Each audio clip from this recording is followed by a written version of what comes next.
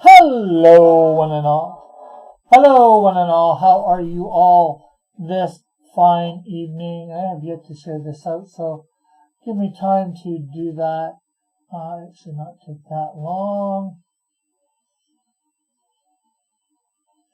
to share this in all the great places. Okay, maybe not.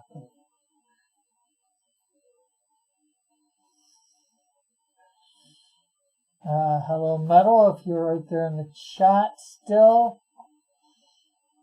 I'm just going to copy this, put it in the Discord now. Should I go put it in the parlor? Plus Comics After Dark. There we go.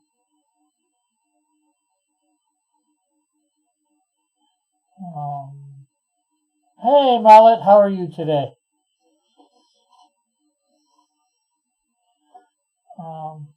Hey, Elric. Okay, so I'm just sharing this out. Yeah, I've shared. I don't need to share it on Parlor. So how is everybody today? Everybody seems to be arriving fairly early, which is good. We will be starting coloring soon. Hey, Dark and Light. So, I know there's not a lot of people here yet, but I've got the envelopes for stuff. So yeah, this is going to be the small envelope. I'm going to put some foam board in to protect the comic as well, some extra padding. These are bubble envelopes. So, comic goes in there nice. There's the top of it right there. Self-sealing, protect. So, and with some foam board in there, you can see that it should be protected fairly well. I've done this way before, so there was a demonstration for that. And for the few people that got artwork or are getting prints, here is the bigger envelope.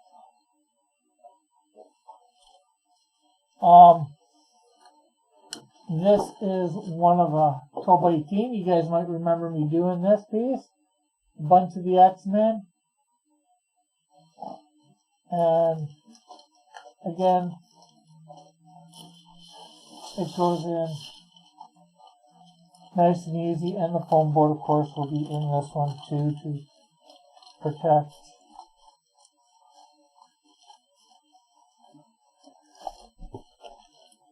The artwork.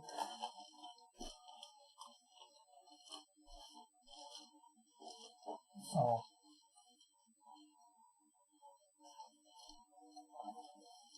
thought you guys might like seeing that. And the comic will go in here obviously too.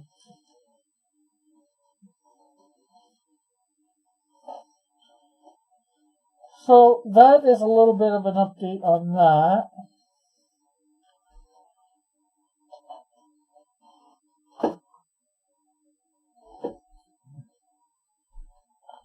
I need to plug my graphics tablet in so we can do some digital coloring. And how is everybody tonight? Let's see. Alric says he's been busy trying to type up the manga. Almost done. We'll be sending it in next week. Cutting it close, but I will make it on time.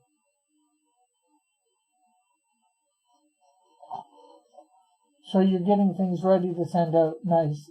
Yeah. That way, hopefully, I did buy some labels, but they're pretty small, so I'm probably not going to use them.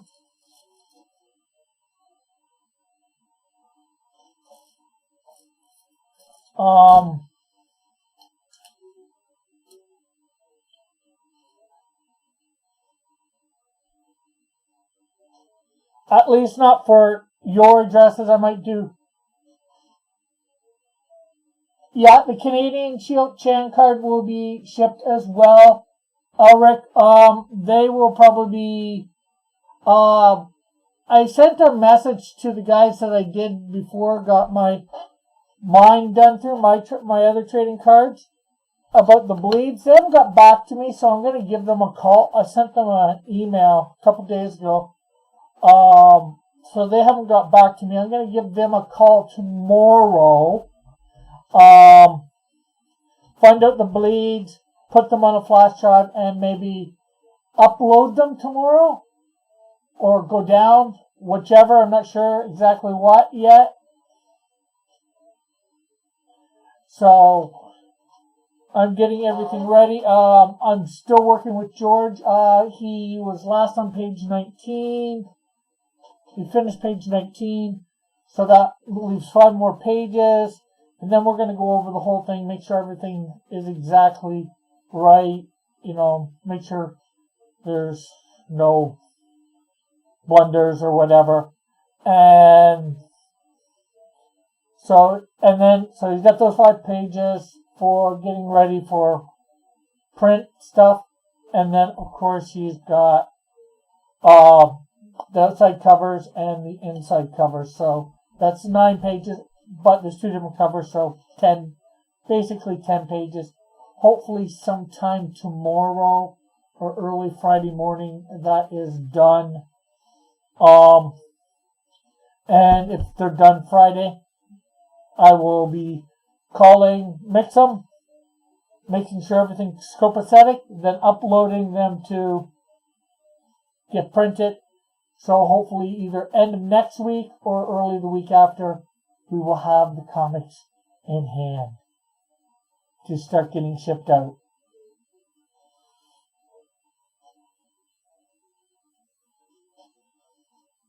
Okay. And I guess you weren't here last night, Albert?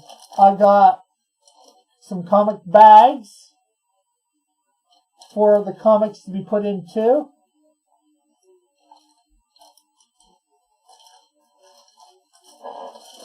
As well as comic boards.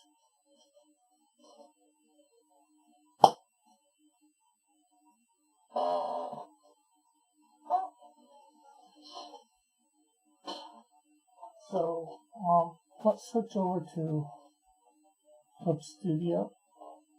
Hey, Art of Reed, how are you?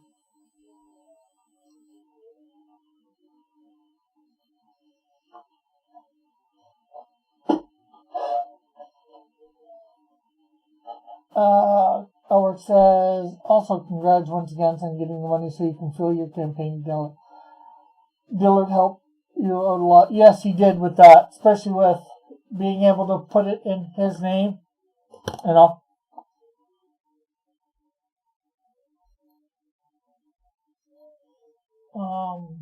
let's change this canvas size.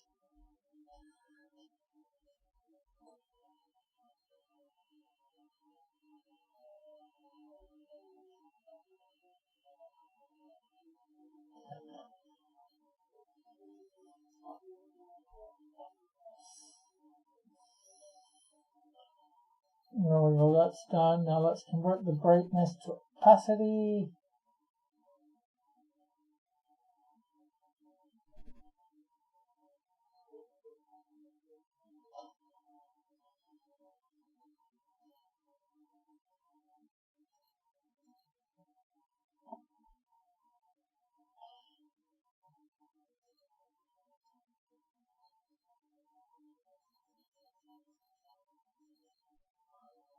Okay, now let's see whether we can...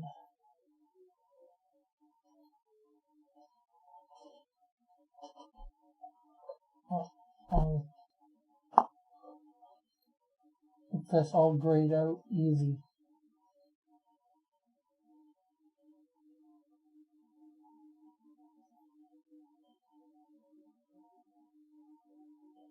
You know what? Before we gray it out, let's Be smart here, folks. Yeah, be smart. So how is everyone tonight?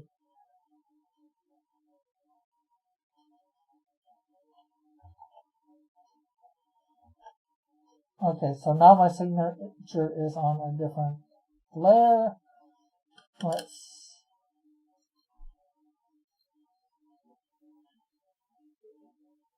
going back to get this.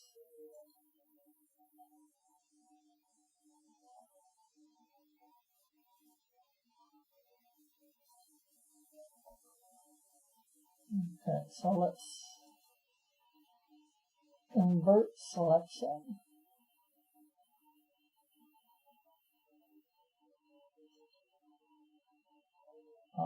And let's see what that does. I'm very disappointed in my podcast co-host. That's how I am. Why did they flunk out on you again?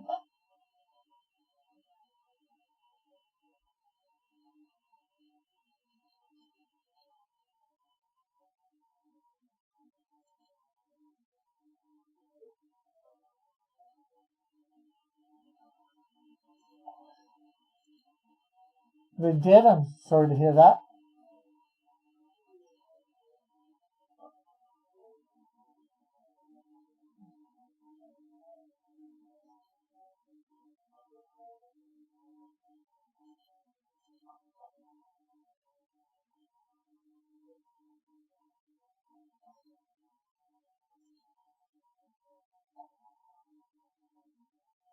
Okay, so we need a little gray right there. Let's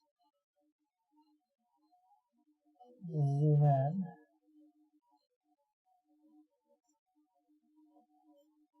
Should be all right now.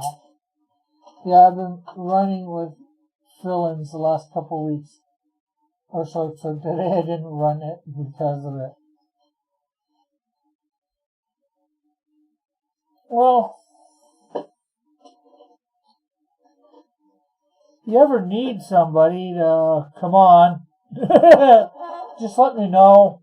I see what ask me, and I'll see what I'm doing. And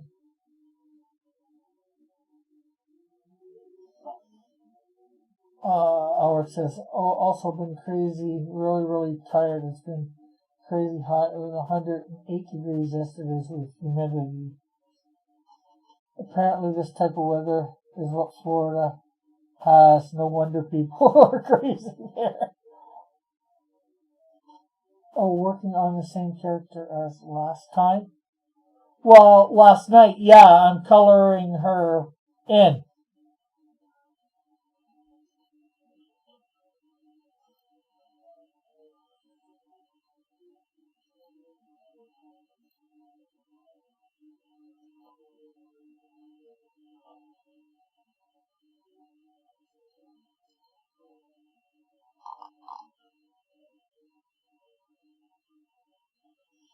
As I usually do, I draw the character, well, I've been starting to do anyways, draw the character up on the Tuesday night, start coloring in on the Wednesday, the Wednesday night. Oh, it says it was 87 degrees in my house at 9 p.m. last night. Ooh, sorry to hear that.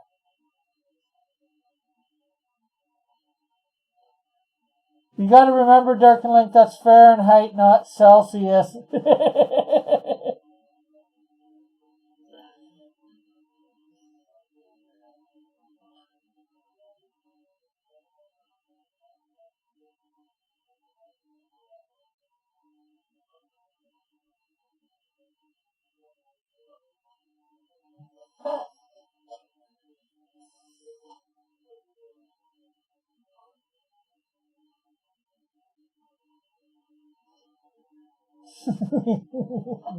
Durkin's like, yeah, it took me a second. Yes, with all the windows open and fans going.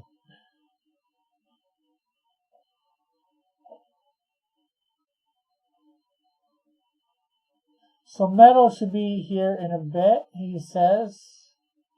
He's working on some editing at the moment.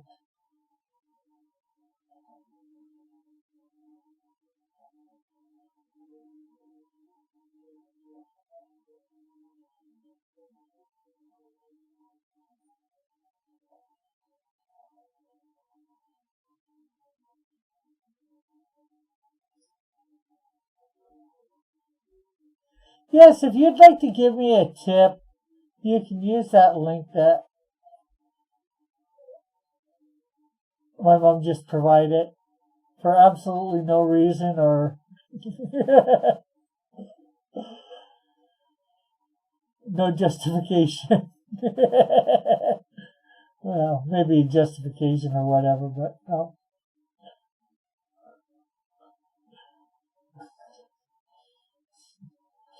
Also, power outages with people dry lighting tends to massive wildfires. Yay me.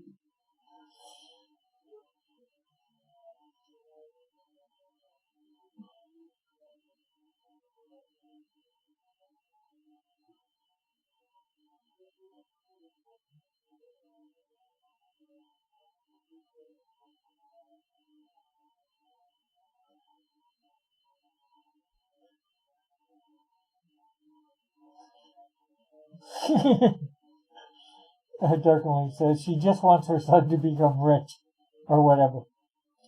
Yeah, well, see, Dark and Link, I'm always rich. Because, I'm richer. Rich is a short form for Richard, so I'm always rich.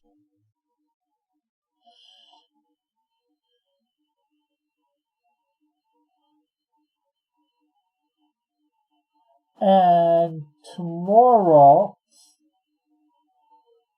we should be having John on, and we'll be going through some more of Snowdrift #1, doing some thumbnails for whomever is going to draw it up.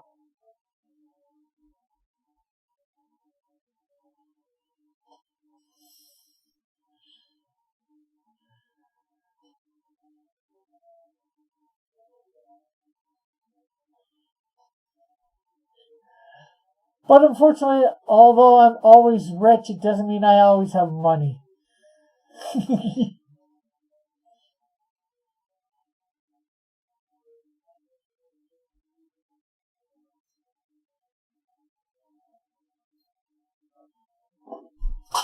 Ah, damn. Mouse fell again.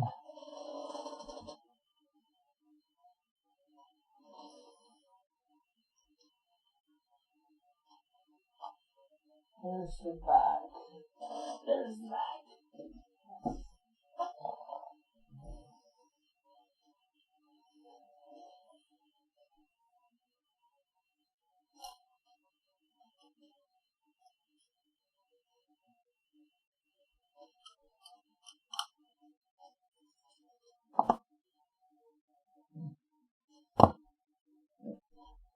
Oh no.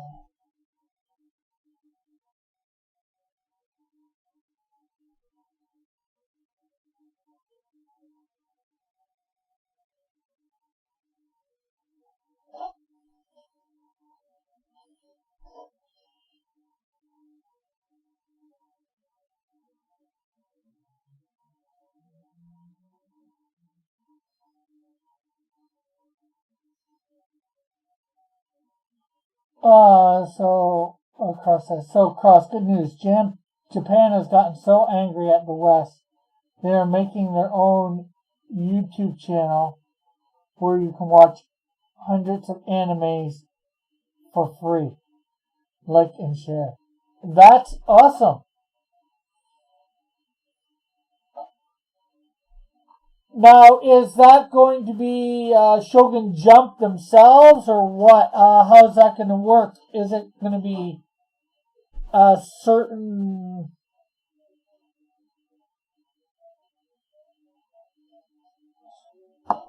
only certain companies on there, or do you know?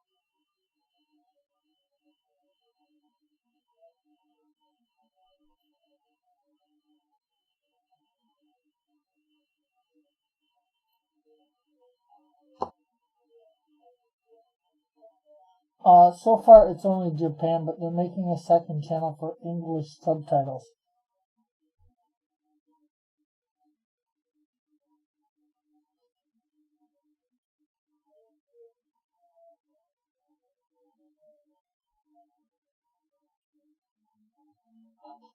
Jump doesn't do animation. They license to studios. Toei, most known for Dragon Ball, is the biggest of the several studios involved.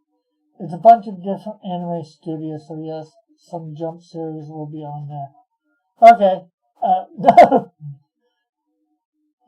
I just said Shogun Jump because I knew they did some animes. I wouldn't have known any of the other names, Metal.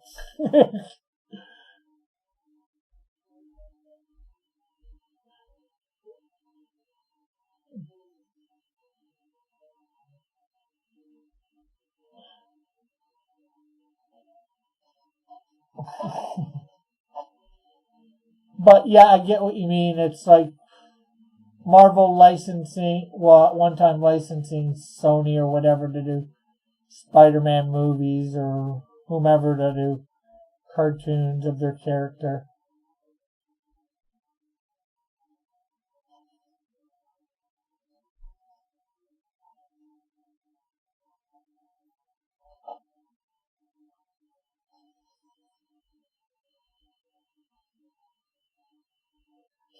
But you're being a me, so I can't complain being the technical person.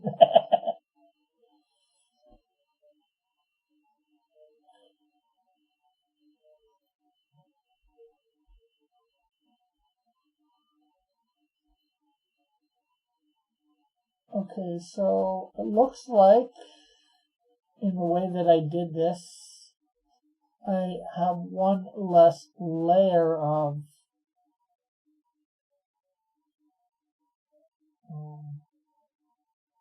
there should have been one more thing here or thing in here for a black stripe. But oh well. We'll live.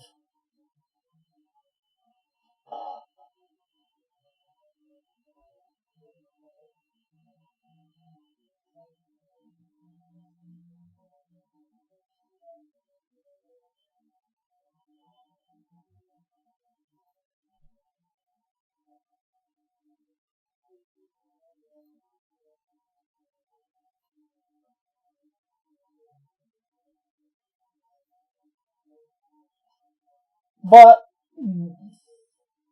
that does sound good though. My only problem is not knowing Japanese.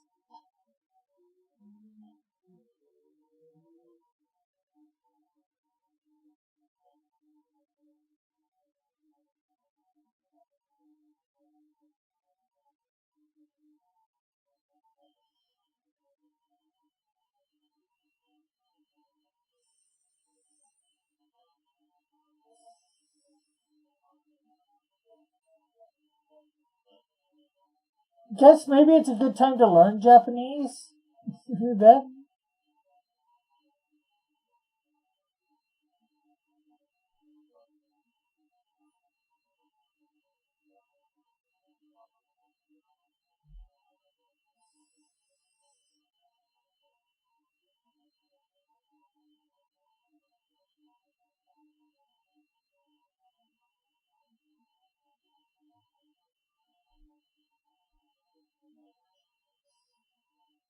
Metal, have you read? Oh, there, I think there's Metal. Yeah. Hello. Hey. I am good. You asked how I was, right? Yeah. I know.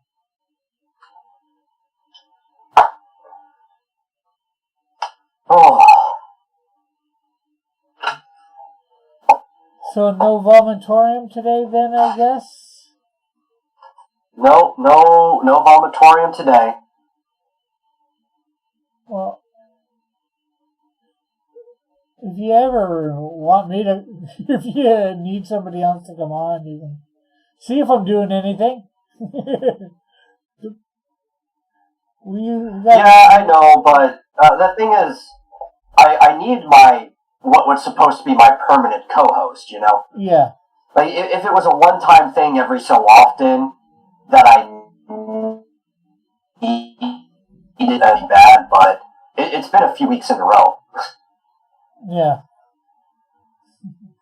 Darken Link says, is Metal possessed today? Yeah. Yeah, because I think you were roboting there a bit. Oh, well, it's probably because my up speed is currently being used by this video I'm uploading. Oh, okay. Well, hopefully it's uploaded fast.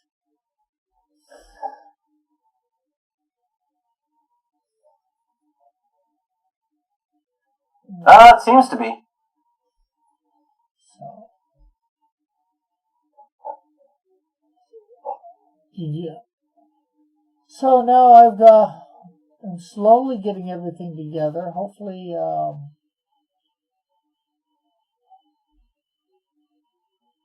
tomorrow I'm going to call the people that do cards, or the people that I got to do my cards before.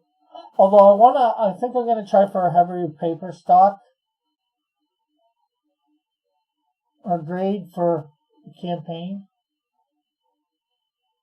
Not that the ones that I did before weren't too bad.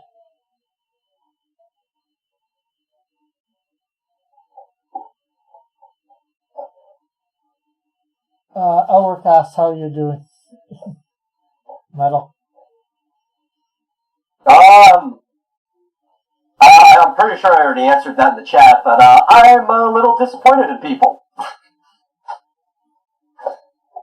Specific people, not people in general, but I'm a little disappointed.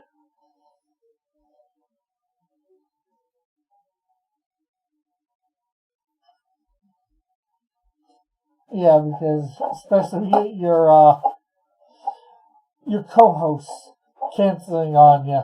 Yeah, he said sorry about that. Yeah, and I'm trying to think how many days in a row it was too, like how many casts. But let me actually look at this. Because I would have had it in the description the last time he was actually on with me.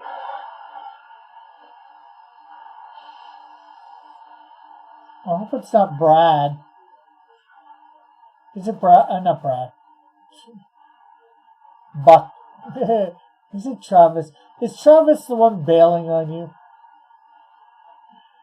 No. Oh, okay. He's not my co-host. He's just a mod. Oh, okay.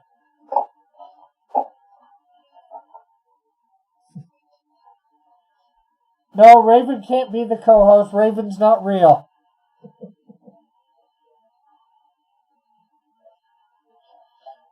Yeah, episode 19 was the last one that he was on. And we've done... Today would have been the 4th, since if I did it today. So that's 4 times in a row that he's bailed. Well, maybe he's not. Okay. Well, like, the first couple times I understood it, right? Because he's on the coast. The dude is dealt with the hurricane and stuff and knocked out his power. Then he was helping family. You know, a lot of this stuff is fine. But then, more and more things kept happening. And then tell me what was happening. Yeah. So it's kind of hard to be understandable when I don't even know what's going on. I sent him a message earlier today asking what's up. Yeah. He hasn't even responded to me. Okay, let's see. Darken Link says Raven is real. How dare you say that? Okay, Raven is a real fictional character. How about that? And then Elric says, Cross, I can assure you, there's probably someone named Raven, but doesn't have awesome powers. Okay, that is true, but I'm going with the Raven that we all know Darken Link is referring to.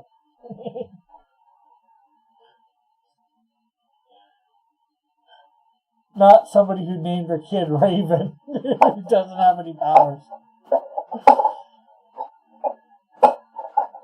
Because even Raven's real name isn't Raven, it's Rachel something.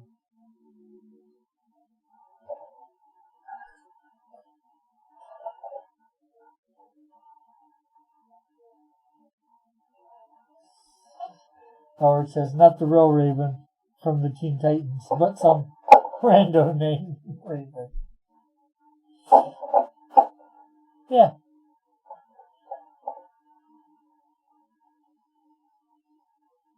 Oh, you mean Raven? Isn't Raven the X-Men that can change shape?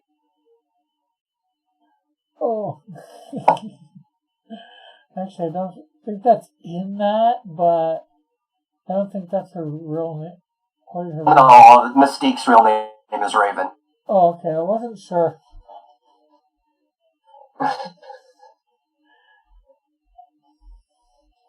Darkin Link says, Rachel Roth. Wonder if she's related to Brendan Roth.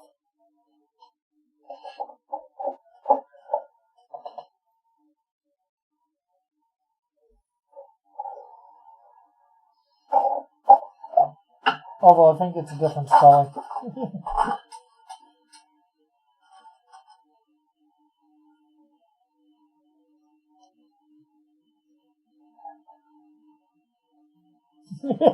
Darkin Link says, no!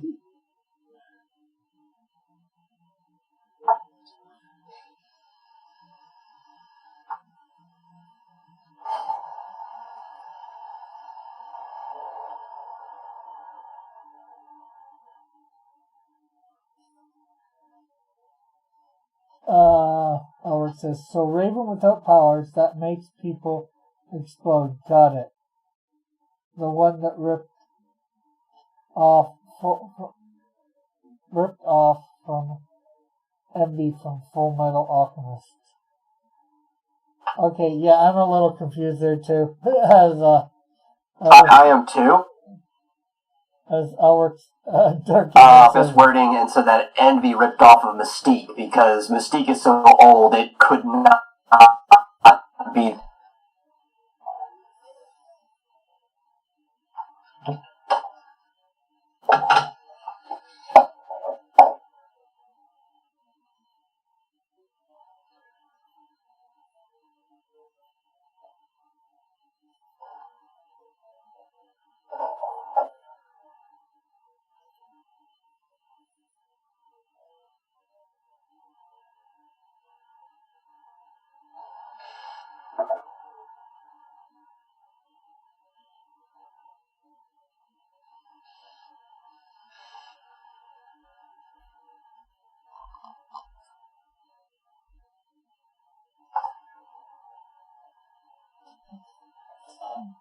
Albert says, I know, I'm just messing with you. And of course, Darkin Link says, okay. Although, there's probably somebody named Rachel Roth in real life too. Probably a few somebodies. Probably a few somebodies named Raven too. Having nothing. Well, actually, I've known several people named Raven, especially like Hispanic. It's a very common first name. Oh, okay. I have not known anybody named Raven that I can think of. But then again... But Rachel's also a common first name, so... Especially during the time period where it was common, if you had a daughter with the last name Roth, there is somebody with that exact name.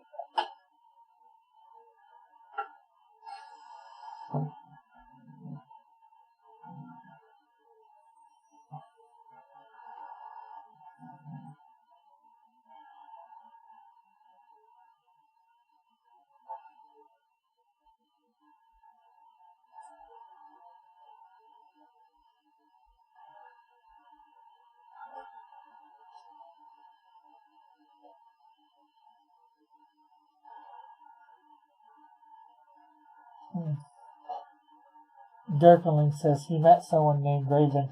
In real life?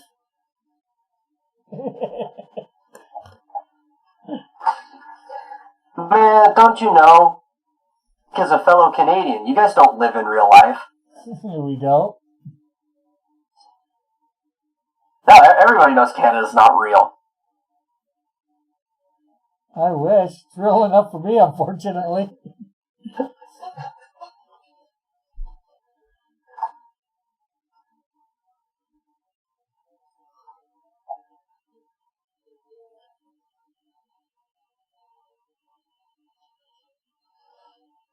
fact that it's too real.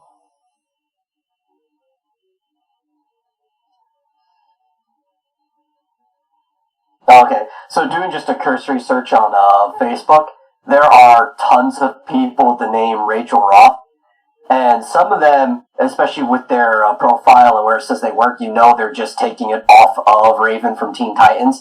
But especially with how old some of these people are, you could tell it's their actual name. Yeah, unless they're faking it, because you can put a different name than what. Oh yeah, you can fake it all you want, but I don't think this 80-year-old lady is faking it. Yeah. Dark and Light says, in real life, but Raven from the Teen Titans is the best Raven. And Elric saying, that's Australia, that's not real, not Canada.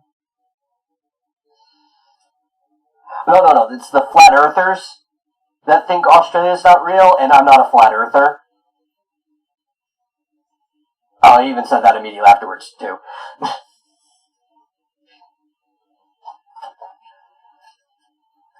Earth-chan is clearly round. Look at her chest.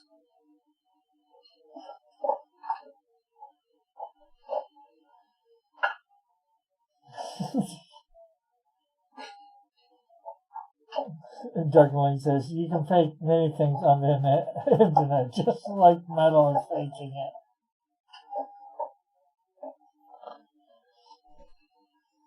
I don't know what I'm faking.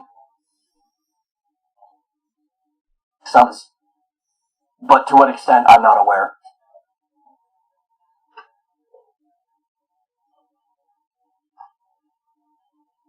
Well, they say fake it till you make it. Oh, I always recommend that.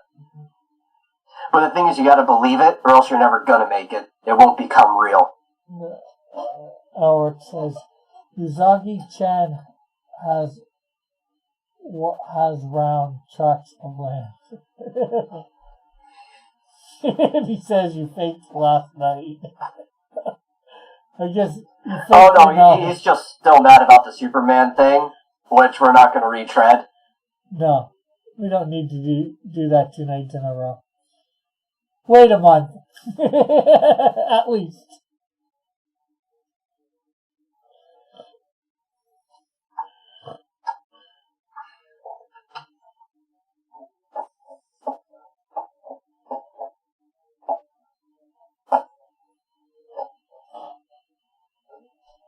Well, actually, there is a question. Did we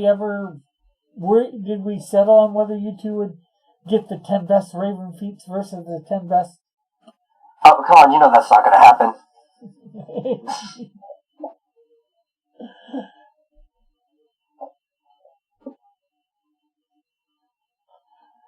Dark and Link said, I think before you said about, let's leave it, well, let's not do it tonight. I said, I asked Raven herself, and she said she would whoop Superman's butt. And then Darkman said, fine. Mrs. Dillard's here, and so is Dillard. She says, hey. And Dillard says, Rick, what is your opinion of WAP? Do you like WAP? What is WAP? Something you can't say on your channel. Women of Power? No, it's, wet A, the curse word that starts with A, and then the part between a woman's legs. Okay. It was a song by Cardi B, which I can take a good guess you would not like. Okay. Albert says, I find it funny how the crazies on Twitter hate Usagi-chan that take the time to redraw her, and basically with one meme you can make Usagi-chan say, look at him, and laugh. Okay, and Albert says hello to Dillard. Mrs. Dillard says, you haven't seen WAP?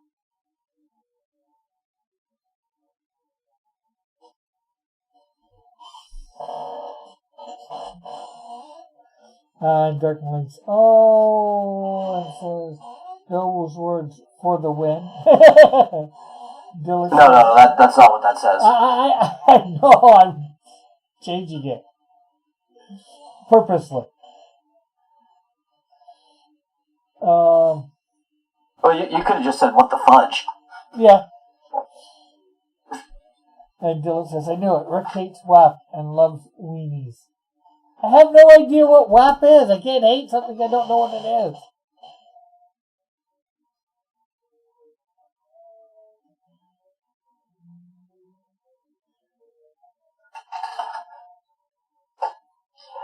To put it nicely, it's basically a song about being a hoe.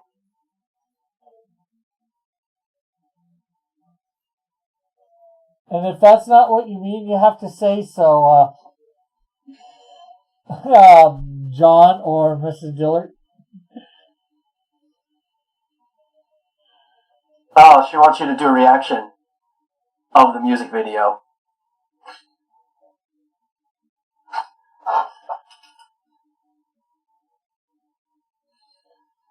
I mean, it can't be as bad as Ben Shapiro's reaction. Okay, what was his? Well, I mean, it was kind of funny if you like Ben Shapiro's like really, really dry humor. Yeah. Which there's actually a pun in there. But it was also kind of cringe. Okay. Because he took everything way too literally. That was supposed to be like how he was joking about it. He was taking it as literal as possible and ignoring all the metaphors involved in it.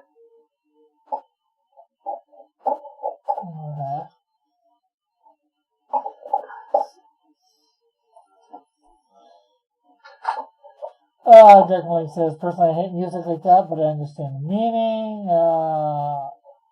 You said that. Definitely, oh no, that would be insane. Dillard says, metal, don't be so old fashioned. Or Reed saying hi to Mrs. Dillard. Doubt Ho Shane says Dillard was with those emojis. What's with those emojis, Reed? And Dillard says, he's watching. But listen, I will shame anybody I want to shame. Because I happen to live in a free country. They can do whatever they want too. But I'm still going to shame them.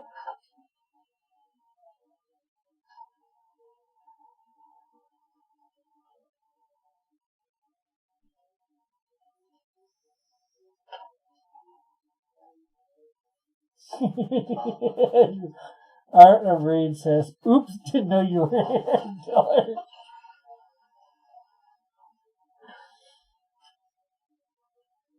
Somehow I don't believe that. I think you're just playing with Dillard's head. His itty bitty mind. Oh no, Dillard doesn't have an itty bitty mind. Oh, people can feel free to try to shame me all they want. Just know I have no shame. So, that's, if it makes you happy.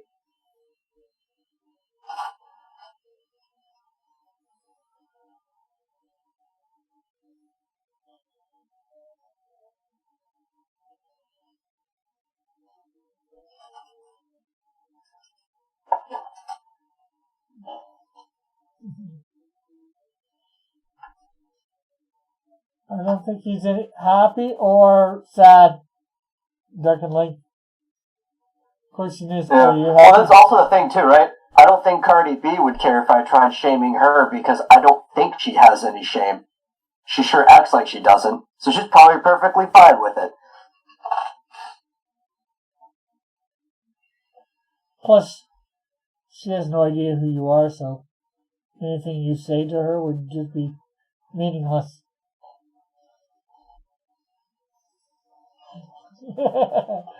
Miss Dillard says John has walked off in a huff like always. No idea why. Dark and Link says, campfire? He's probably marching over to his studio to hop on and tell off Reed through the microphone.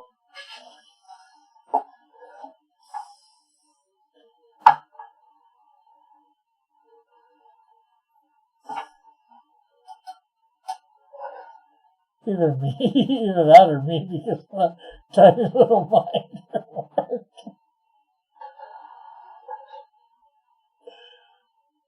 I just feel like I need a smoke break.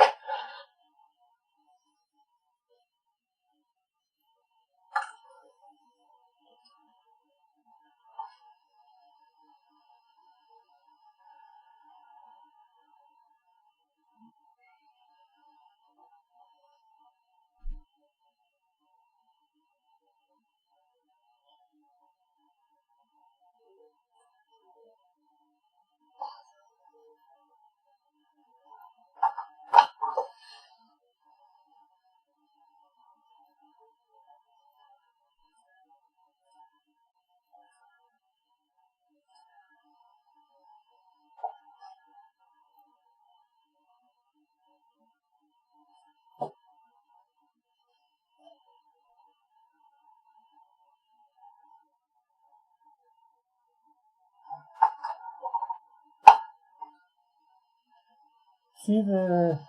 I forget what I was going to say. Cheese whiz. Adds personality.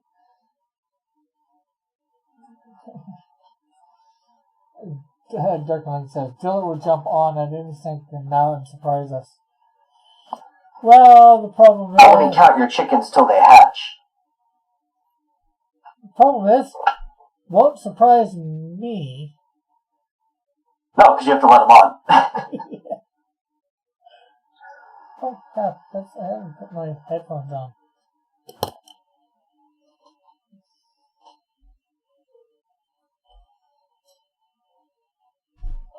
How am I sounding out there with my headphones off anyways, people? Nobody's complaining about my mic. Now, maybe they've just gotten over it. I don't know. I would have to check the audio myself.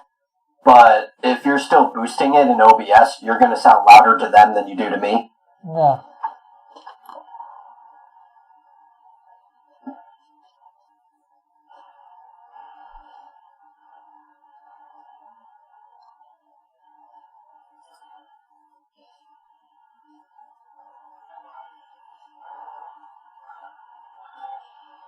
Yeah, but it could still sound fishy or whatever.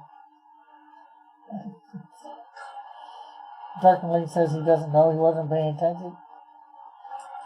I'm talking and you're not hearing me? You don't know what I sound like when you're hearing?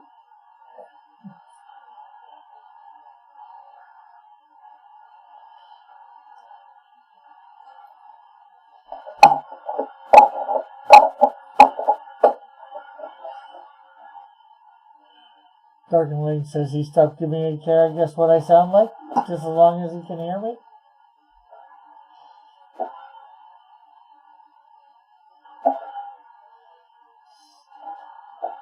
Howard says, I'm still here, just listening, and yes, I can hear you, Cross. Okay.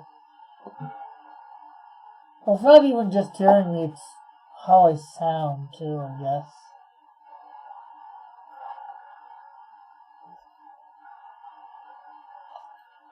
Oh yeah, I hadn't muted the video for a second. My microphone sounds horrible right now. How did I sound? I mean, you sound okay. Maybe I should dip out and come back in. That might solve the problem. Uh-huh.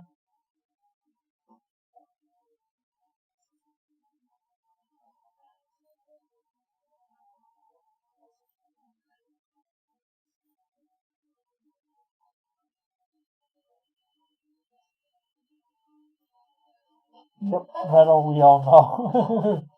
I can't hear you right now. You might be able to read your comments in a few moments, but...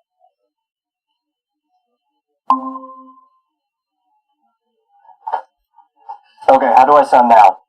Well, to me, you sound the same. You didn't sound bad on... You don't sound bad here in Google Meet.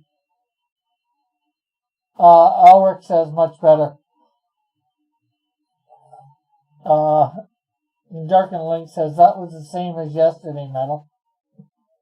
Yeah, I don't know why, because like when I'm doing my podcast, I sound fine. It might have something to do with like the connection to you. Yeah. Google Meets or something like that. Yeah, that might have something to do with it. Who knows?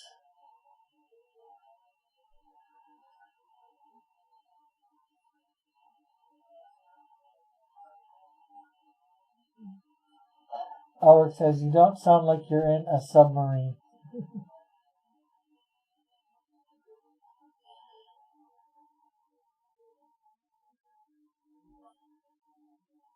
Okay, I just want to know when you talk to somebody else who was actually in a submarine to know what somebody in a submarine sounds like, Alric.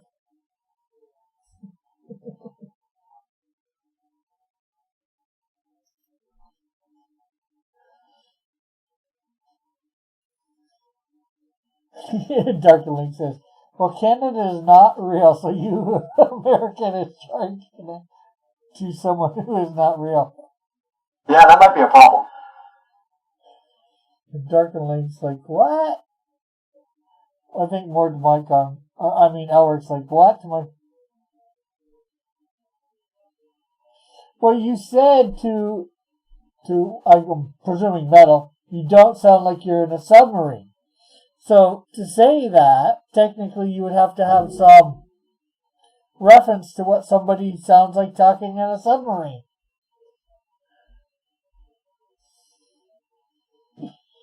Yeah, that does follow the logic. So I just want to know when he talked to somebody who was actually in a submarine before, to have the reference.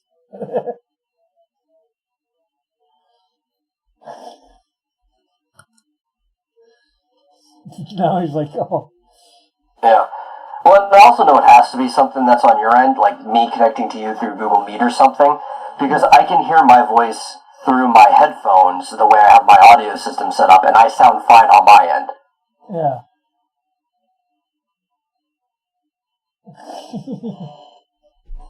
Howard says, if I say old radio, I think it will make sense. Yeah, because it's more plausible that you've listened to old radios and actually talked to somebody on a thing. Is that how I sound? Do I sound like I'm on old-timey radio? And he did laugh once I explained it. And Darkenling says, movies, bruh. But even movies, I thought of that before I said it. But even movies, they're on sound sets and there's so much that they do to make the audio clear, for lack of a better way of saying it. So even if somebody was really on a submarine in one of their sets, you would know what somebody on a submarine really sounded like, because they're making sure you can hear everything properly.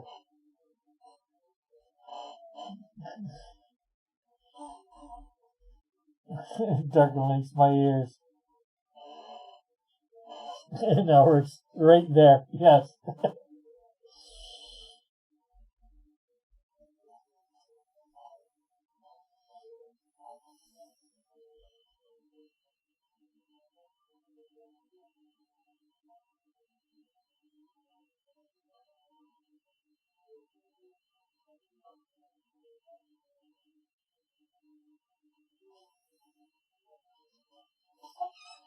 And my mom says you sound fine to her.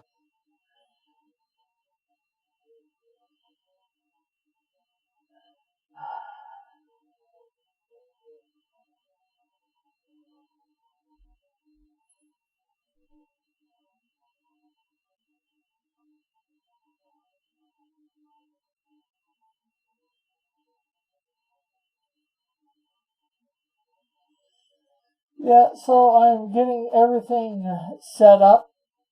As I was showing earlier, I'm getting everything set up so things will go hopefully fairly fast once I get the comics in.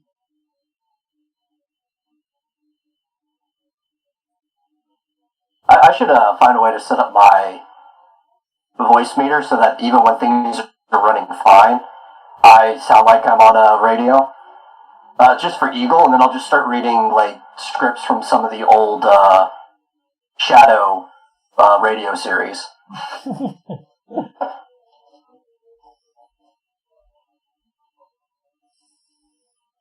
I think I might even hopefully before all the whatchamacallit stuff come in, the comics come in, I might have everybody's envelope done it up, so I have to put specific stuff in certain envelopes.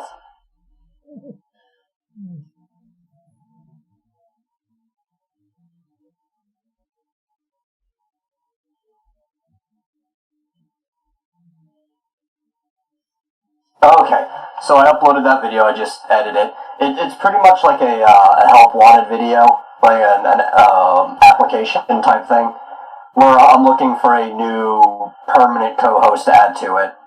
My other one can still come if he wants. I just need somebody who's reliable.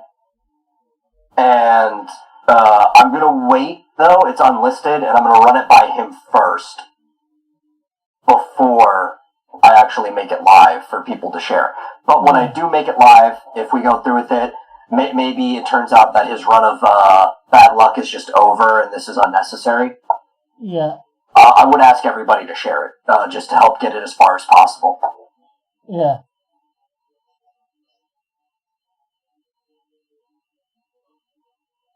Oh, and I'm assuming Dark Link is going, who knows what evil lurks in the hearts of men? The Shadow knows!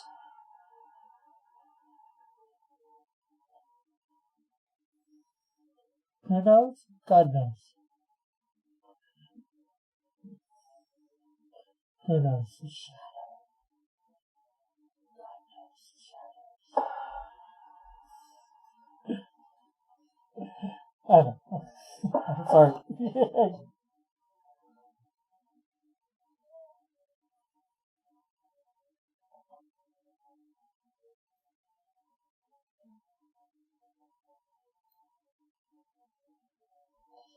Oh.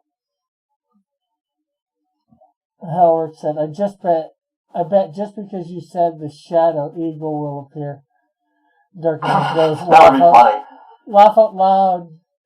And then the who knows, which you responded to. And Darken Link says, wait, Metal was Eagle all along. Because I had no idea on all that. No, Eagle Eye are definitely two different people.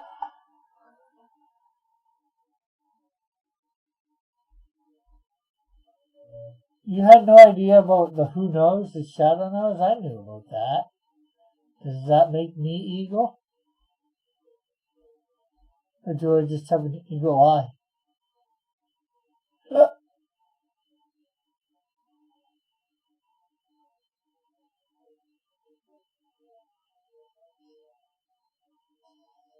Darken Link says, oh yeah, Joshua is Eagle. I'm pretty sure that's wrong too.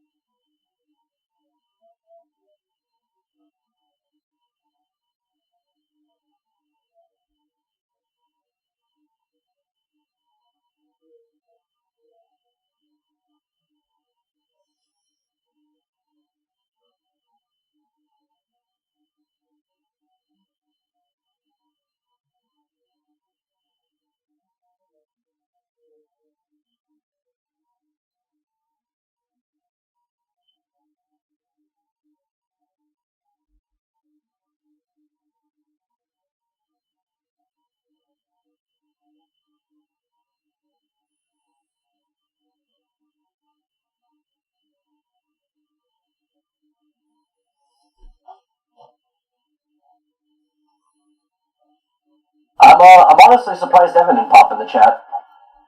But, I don't know. Maybe work schedule stuff, he had to hop in bed. He was in the Discord server earlier. Oh, what? Where was it? He actually told me to tell you something.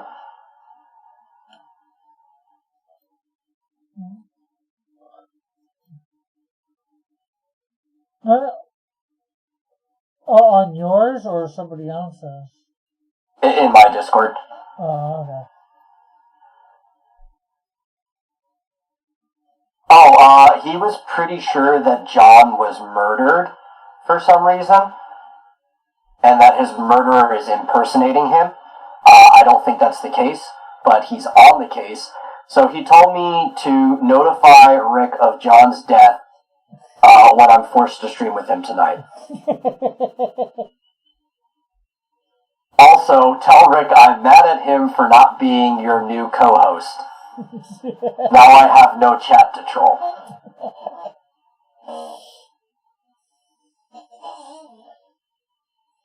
Darken Links Evan. And Alex says, Metal, did you see the life-size Gundam that's being built in Japan that can actually move? Yes, I did. It even shoots like smoke and steam out of it. It looks very realistic. I know. Darken Link says John Dillard. Yes, I believe John Dillard. He believes John Dillard's replaced. Somebody's replaced John Dillard. I think John Dillard is irreplaceable. I don't think anybody can copy his stylings enough to replace. Oh, plus I think his wife would be the first person to know. Yeah, that too.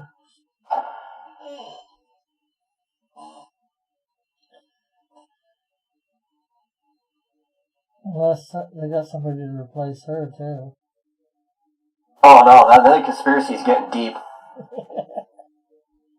Evan better be on this case then.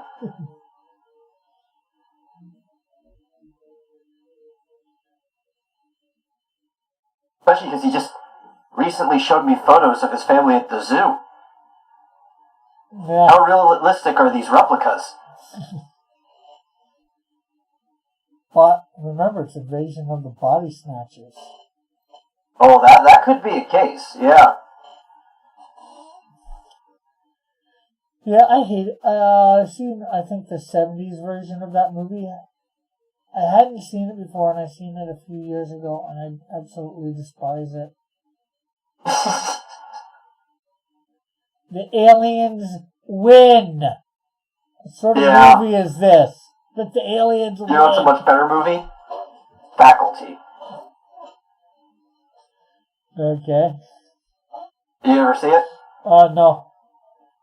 Okay, so it's a very similar type movie, and it takes place in the high school, and like these aliens come and start replacing the faculty of the high school, and then they start or not really replacing, but it's like a body snatcher type thing, right? They take over them, and then the kids have to solve the problem. It's a really good movie. I recommend it. Let's see. Alex says, we are entering the space age in history. It's not Star Trek, but Gundam. God has blessed me.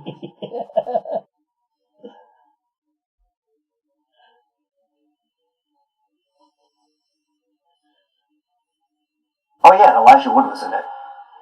Almost forgot about that.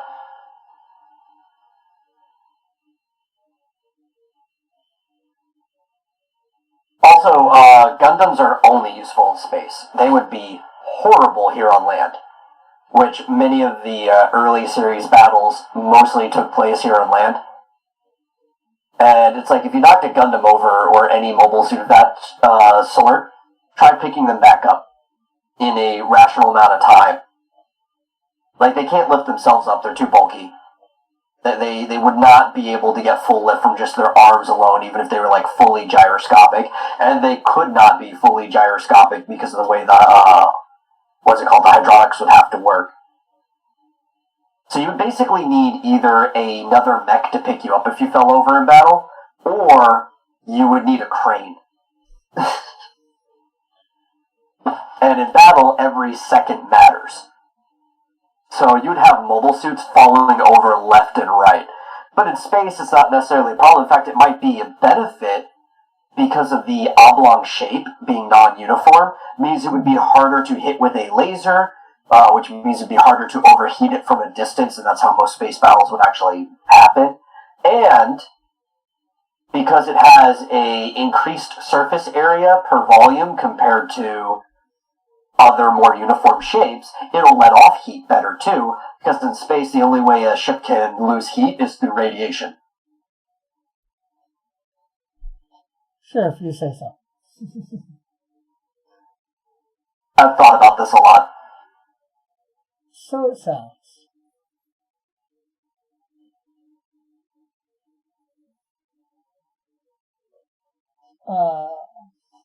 Elric says that is why we need a nightmare frame from the Code Geass. They use they use a wheel style movement for a ground battle.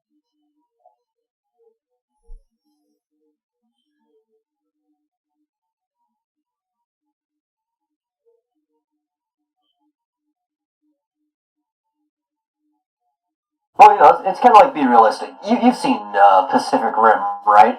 Yeah. Yes, I have. In real life, being knocked over. It's not coming back up anytime soon. Yeah, you wouldn't think so. Now, the Pacific Rim robots are a tad bit bigger than Gundams are. Yeah. They're pretty big. Ulrich says, I love that movie. I didn't care to see the second one. Yeah, the second one wasn't as good. They ruined it.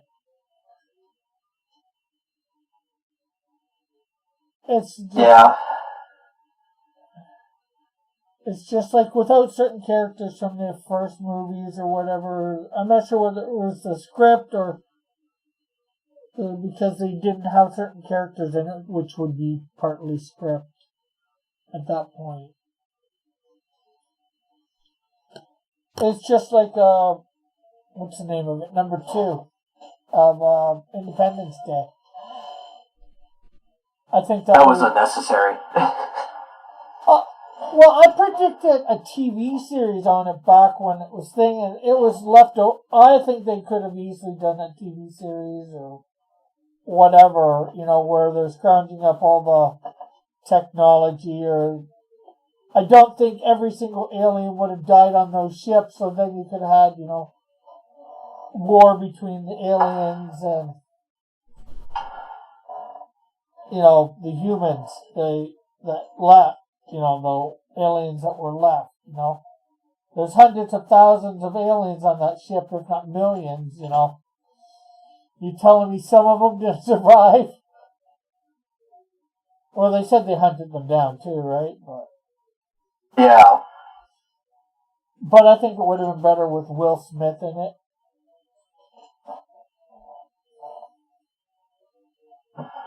Guillermo del Toro.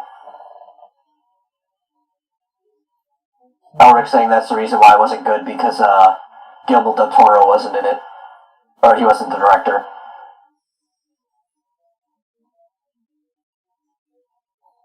Guillermo is making another movie or TV series or something like that. Netflix is producing his Pinocchio, and Del Toro's Pinocchio is going to be a stop-motion musical. Sure. So I'm guessing, the only stop-motion musical I can think of is Team America by the South Park guys. But I don't think it's going to be fully marionette, because I think the only marionette is going to be Pinocchio. Or at least you'd hope so, right? Yeah. And Alex says he saw Independence Day 2 movie on TV. That was a mess. Literally, the planet would have been crushed if that ship actually landed.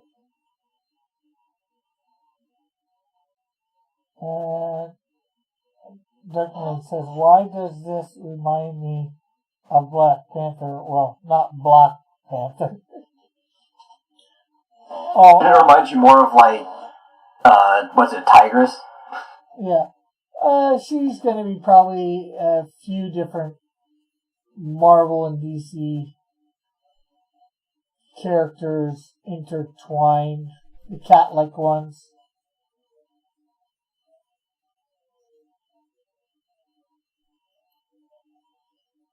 See, I just go all the way. I want to cut out the middleman. I just have full-on cat girls.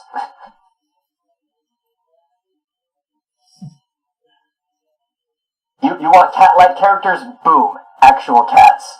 You're welcome. Well, I think I've got a few of those. I got a cat-type guy, Tygon. And he's mutated, so he is actually part cat, so.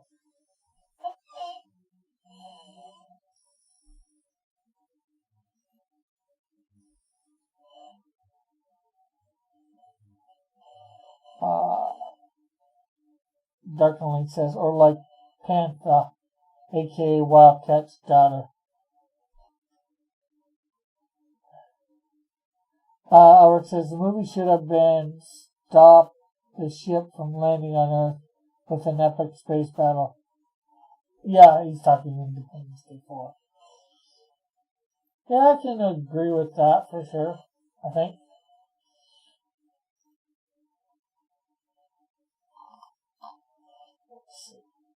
Man, I'm just saying, in real life, unless you find some way of mitigating heat, space battles are going to be really, really boring. And I think, was it The Expanse does a really good job of showing realistic space battles.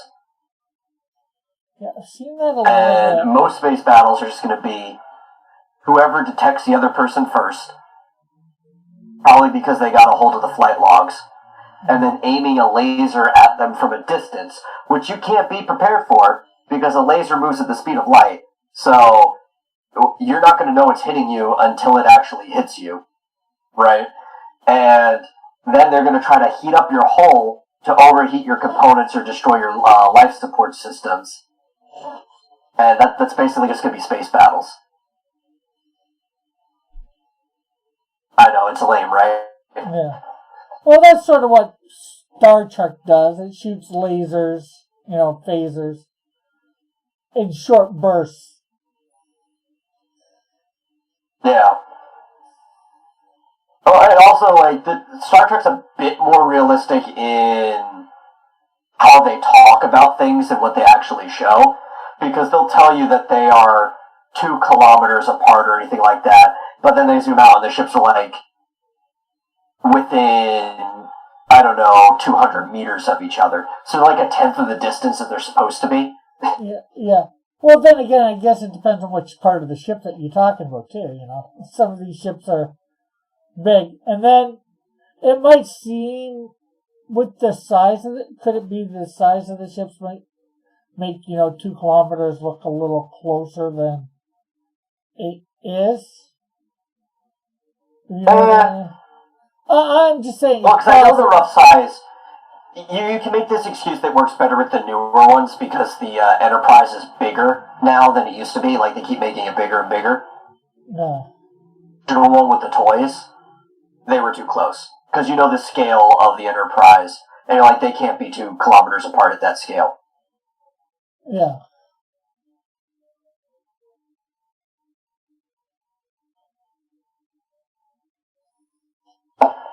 Let's see, definitely Glass. Or says, yes, but the Expanse doesn't exist in our world. Gundams do, so our space battles will be epic. Technically Gundams don't exist yet. We just have a model of one that's semi-functioning. Yeah, it can't walk around. It can just shoot out steam, and maybe you can open a cockpit. It can move a little, but yeah, it's not going to be marching long distances. It's not going to be punching or shooting or you're never going to get your beam sword. Okay, I'm sorry to tell you, you are never going to get your beam sword. Physics don't work that way.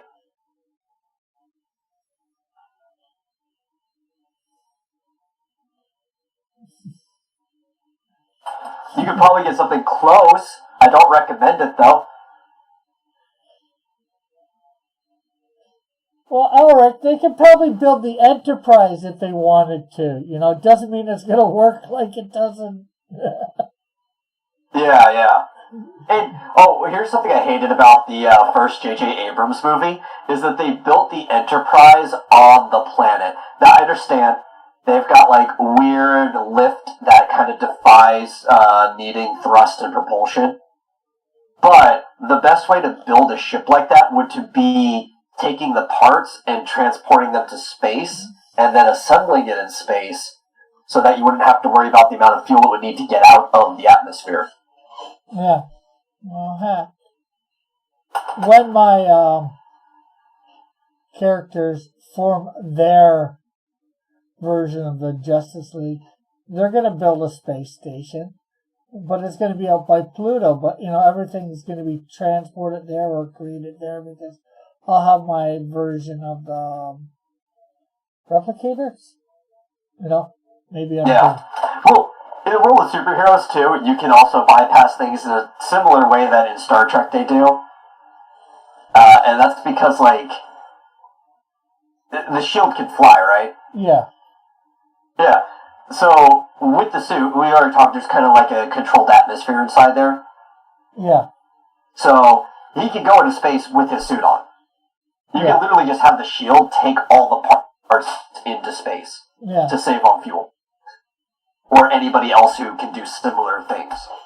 Well, I'm sure the Wiz will be able to, because, he's in control of the technology, so he has advanced technology.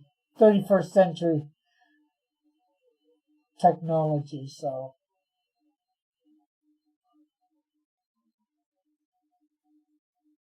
It's like in the Justice League, it's easy, right?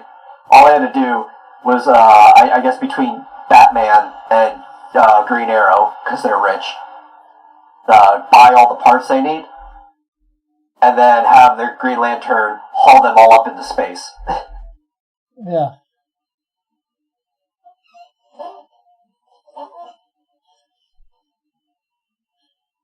The Wiz is even going to make robots. Actually, in their case, they could just build the whole thing on Earth, because Hal could encompass the whole thing with green light and lift it up with equal pressure and not having to worry about it falling apart going through the atmosphere.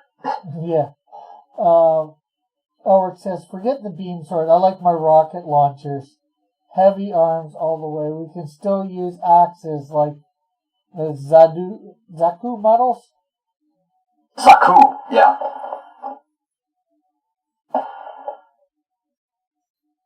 Well, here's the problem though, right? Because those axes are going to be really heavy. What you're doing is you're taking this top heavy unit that will make it easier to knock your Gundam over. So again, it's not that bad in space, but don't try to use this thing on land. Yeah, well, especially if it leans into the whatchamacallit, when it's bringing its sword against somebody, if it goes forward, leaning into it, might fall over. Forward. Well, I don't think you actually would need to lean into it on Earth. Strictly because that thing's going to be so big and heavy that gravity is going to be doing most of the work. Yeah, but if it's up against something of the same nature, to penetrate the steel or whatever it's made out of, it would have to bring some force behind it. Right? Again, gravity is going to be doing most of the work. You have to understand how heavy this axe would have to be. Yeah.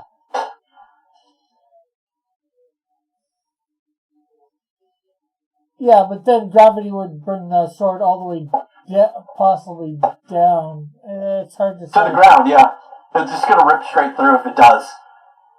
Yeah, so it's basically an either it does or it doesn't moment. It might bring the weight, with its weight going down to the ground, it might bring the weight of take the Gundam down to the ground too. Yeah, there's a whole possibility with that. Albert says that's why the tank models would be the best for land. Well, yeah, unless you actually have, like, you replace the entire bottom half with, like, tank treads that the top half is pivoting on. It probably just is not a good idea to use mechs on land. Because then you can just build a tank that's better at the job.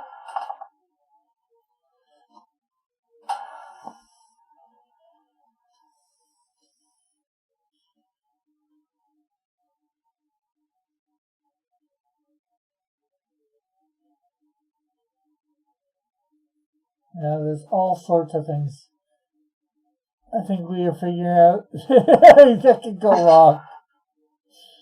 Even some of the not most technical of us, just, knowing enough. And that's me. Yeah, well, I've done a lot of research in this stuff because when I was young, I always wanted to build a mech, specifically a Gundam, and I even started designing one. And I quickly learned that mechs are just really bad within an atmosphere and around gravity. They work best in the free flow of space, especially because you don't really need a lot of fuel to get them moving up in space.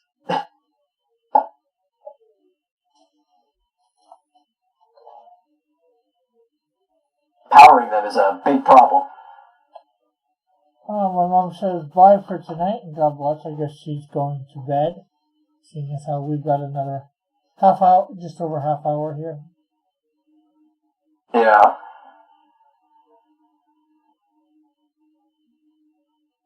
And Elric says, but it'd be cool to see the top of a tank, mech on a tank. That would be cool. Up until, like, a lower to the ground tank with a railgun comes by and just blows the top of the mech off. Yeah. Yeah, all this stuff is cool till it gets exploded or doesn't work the way that we hope it would. Yeah, what's it, what was it, Ali, maybe? It might have been him, it might have been, or Tyson, it's one of those boxers.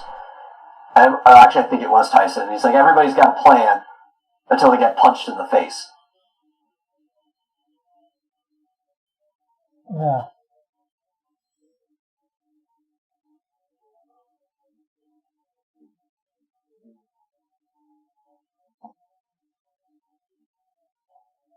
Yeah. You can only plan so much. Unless you're Batman. Then you can plan for everything. Yeah. Apparently.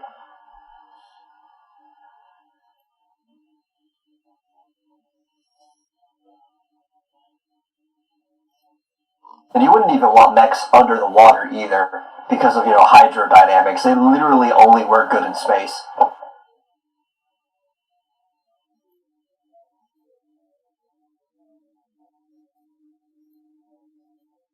But there's actually a lot of really good things about physics as to why mechs work well in space. Maybe even better than some more traditional ships. At least for combat. Like I was telling you, the heat thing, right? So because they have this really oddly shaped surface area that's constantly moving, have a lot of surface area compared to volume, it's really easy to not be done by heat. So this thing, while it's moving, it can relieve heat a lot faster because it has a lot of surface area to radiate off of. You can install vents in different places a lot easier because you have more surface area. Yeah. Just for a mech in space.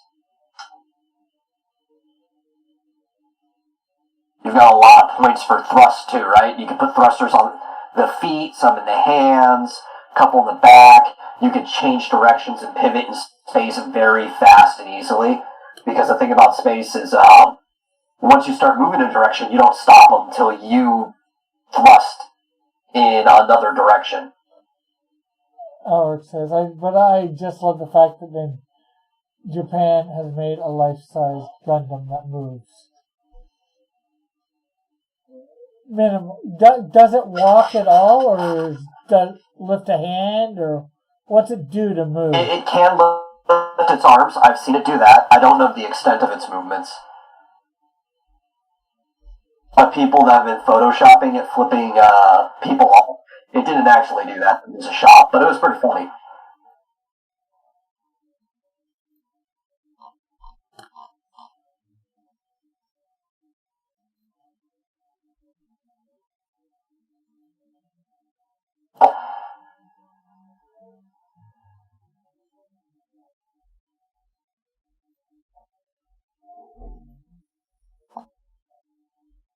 No, alright, it didn't actually flip anyone off. That was a Photoshop. Yeah. You're talking to Japan, which is like one of the most polite societies on the planet. Maybe even more so than Canada. See what Howard says, laugh out loud. I thought that was real.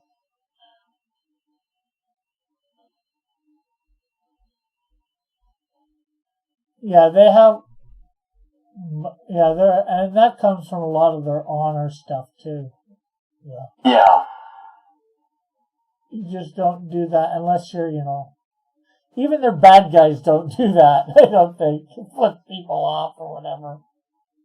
Yeah, well, because Japan, it's really hard to use the words we use to define things here for Japan because their culture is so different in a certain degree. But if you want to closely say anything, they're kind of libertarian. But they're like really, really modest libertarians. So they don't really care what you do affect them, but they will socially ostracize you for things that you do if it's weird. Yeah. Although a lot of what they do is porn. weird. The government has a lot of crackdown on porn.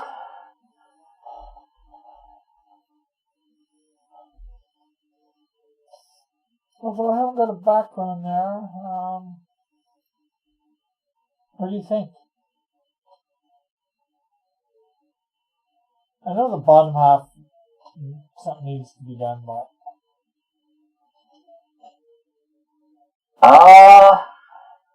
But more of the shading, coloring, I guess, is what I'm talking about. I don't know. You don't know.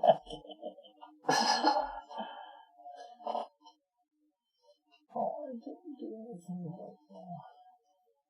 Didn't do any lightness on the blacks. I definitely know that one thigh is way too long.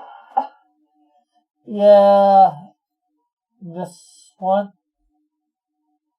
Yeah, the left thigh on the right side of the page. This And one? the thing is, like, it's only too long because there should be foreshortening there. Yeah. Yeah, it was... The calf on that leg way too short, too. Yeah, I'll show everybody here what I was using for a reference last night for that, and I know it's off. Which one? That one.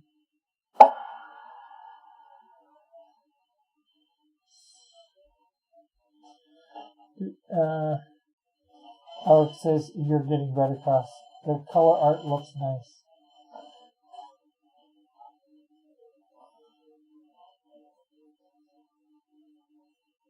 So that there's the stance that I was trying to somewhat mimic. Obviously, I didn't quite get it. Yeah.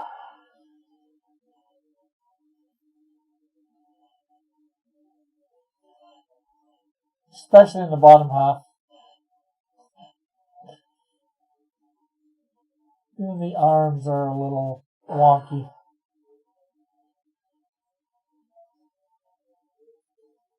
What you need to work on, this will probably help you a lot, is thumbnailing your art out better. Yeah. Because if you could scribble the pose to the point that it looks about right before you get onto it, just like a bunch of circles and stuff, Yeah. then you'll probably come up with a much better output. Yeah. I think half my problem is too, I'm trying to use more of the page. I've got to make some parts bigger than I am to use more of the page. Yeah.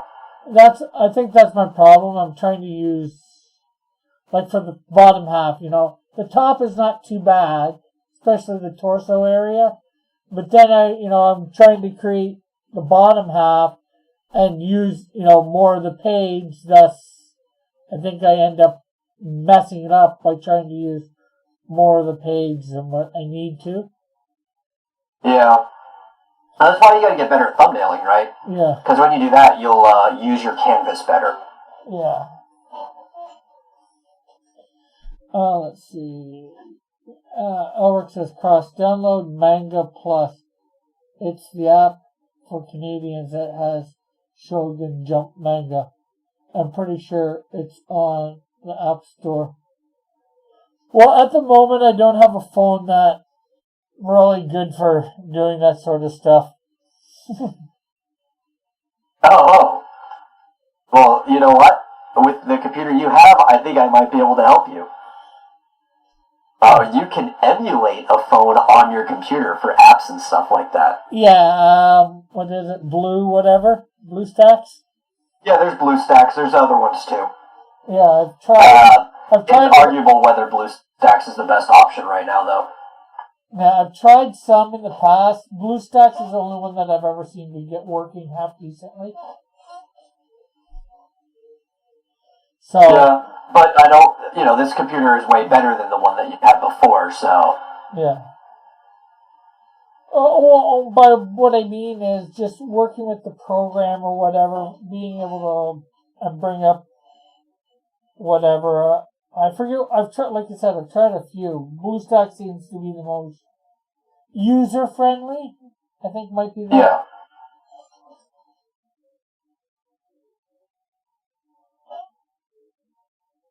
Also, does Canada not have access to the Shonen Jump and manga and comics app from Viz Media, which is like the official license support version? I have no idea. I'm specifically asking Elric since he mentioned the Manga Plus. I think he told me about an app once, and I tried it, and it didn't work. I don't know what. Okay. Because the Shonen Jump app's actually really good. It gives you like some of the latest stuff for free, and then if you want to read more, you just pay $2 a month, and it gives you access to like the entire library.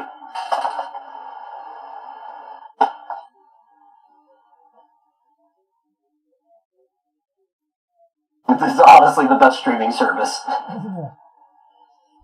And he says, wait, you can probably read it on the website itself. I forgot you have a new computer. I think so. I don't remember if it's for Canada or Viz Media app.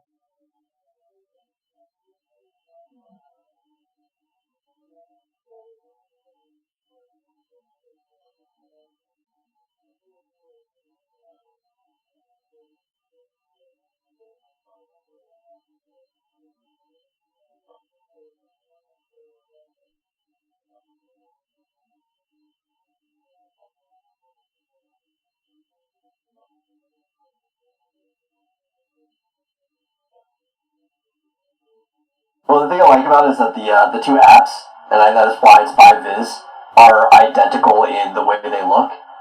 It's just ever since Shonen sponsored it, it's more than just the few that Viz picked up. It's all the Shonen stuff. Yeah. I do have a couple tablets, but I haven't been using them lately. And now, I mean, even before I got the computer.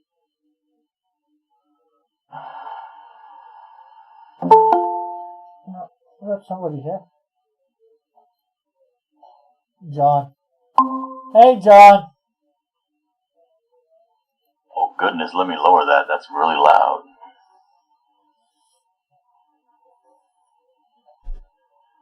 How are you doing today? Not too great. I think I got heat stroke. Ooh. Oh, not good. I wasn't even doing that much. I was trying to do one of these small little chicken coops. Making a little doghouse style thing out of a single sheet of plywood. Yeah. Just kind of standing out there, marking it all off, measuring it, doing the cuts and all that. It's not hard work. But standing out there in like 108 degrees, just dripping from everywhere, it's just, I think it did it to me. Yeah, not good. Yeah. So what's new? Oh, not a lot. Is my camera on? Yes. Let me turn my camera on. Yeah, well, they can't see on thing. I'm focused on, there'd only be metal that can see at the moment. What? What's the sun's jewel? Oh, that's one of the stories that I'm writing. It's about a jewel thief. Oh.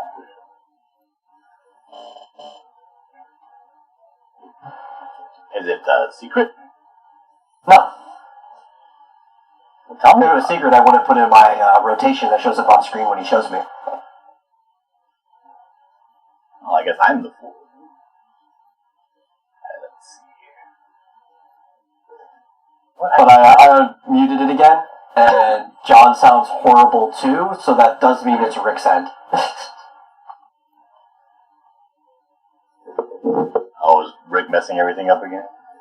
Probably. How many things does he have running on OBS?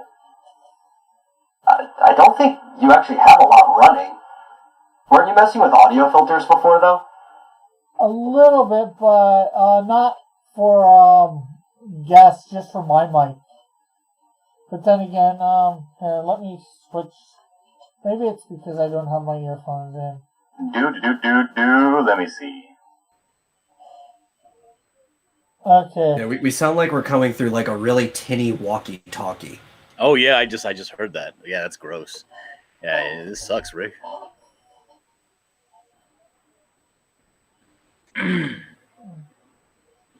Let's see here. Oh, he says, Elric says, hello, Dillard. Hello, Elric.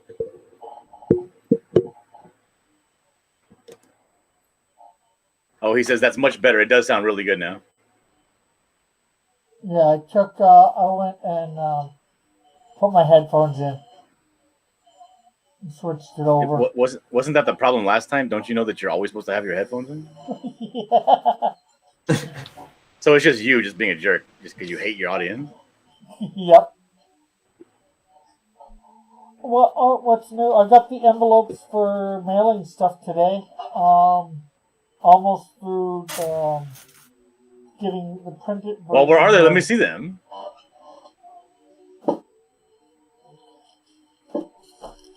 Here is the big envelope. Nice bubble envelope. And what's going to be going in that? That's for anything like 12 by 18. Oh, shoot. Evan was talking to me, but from the Discord. So I didn't even see it until now. Okay, so... He corrected me that it was Tyson, which I corrected myself and thought it was. And... What are you talking about? Oh, because I was talking about that quote, everybody's got a plan until they get punched in the face. Oh, yeah, that's Tyson. Yeah. And he said that he has important information to Rick and I'm blowing it. Give him a Rick no for me. And to say that he's pretty sure that's fake Dillard, 99%. So, Yeah. Rick, how are you going to prevent this from getting crushed? I'm going to be putting a foam board in like I've normally done with artwork. Oh, okay. You know. And, the comic will go in there too. But this is for the, people that have gotten a print or artwork, So, not a lot of these. Yes. I'm not shipping as many with this as with... I see you have a thumbs down on your stream. What happened? Is it because of the audio? I have no idea. And Art Reed says, now I can understand what they're saying. And then, of course, I've got the smaller envelope for people just getting a comic book. So, the comic book goes in again. Nice and easy. Lots of space in there. So where did you get these mailers from? We have in my city. There's a place that sells. Oh, that place you were talking about last time. Called Whitebird. They sell all sorts of stuff like this. So I just went down there in person and bought it instead of Do they sell microphones? No.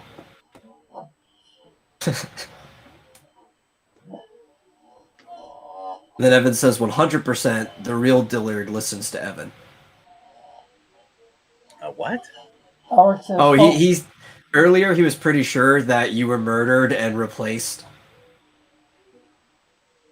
I mean, I do live in California, but not that bad.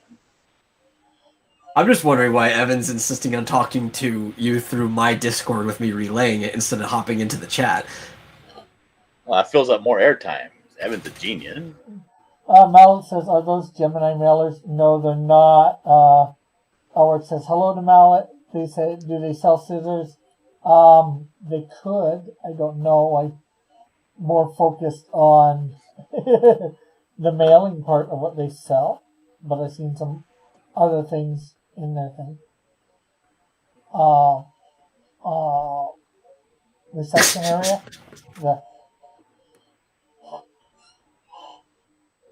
And then Mallet says hi. Yeah, Mallet says, Rick, you know we can see the chat. Yes, I know you can see the chat. Well, you can see the chat. But some people can't for whatever reason, so. I like to read it. Waste time. Mallet says, can I redeem points now? No. Tomorrow at noon. All right, How many I'm ready. panels I'm do you ready, have Rick. now? I have a comic book page open. I'm ready to do a thumbnail. Oh, hey, we're on to that. Cool. Oh, I Exciting stuff. thought we were doing that tomorrow. No, we never set a time or date. I Why would you think that? You're a crazy person. Yes, I am crazy, but I still could have sworn we said settle for Thursday. No, we didn't settle on anything.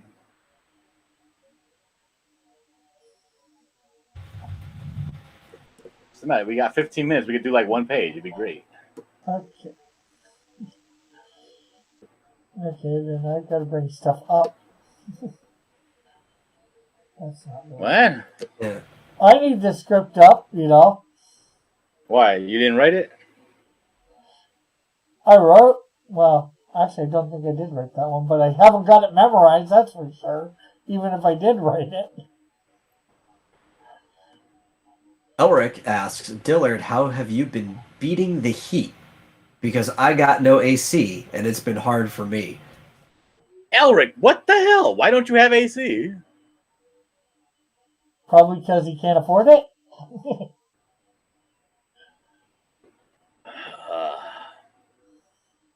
So that is an issue. It's a big issue. So the AC issue, is it because you can't afford the unit or you can't afford the added cost monthly?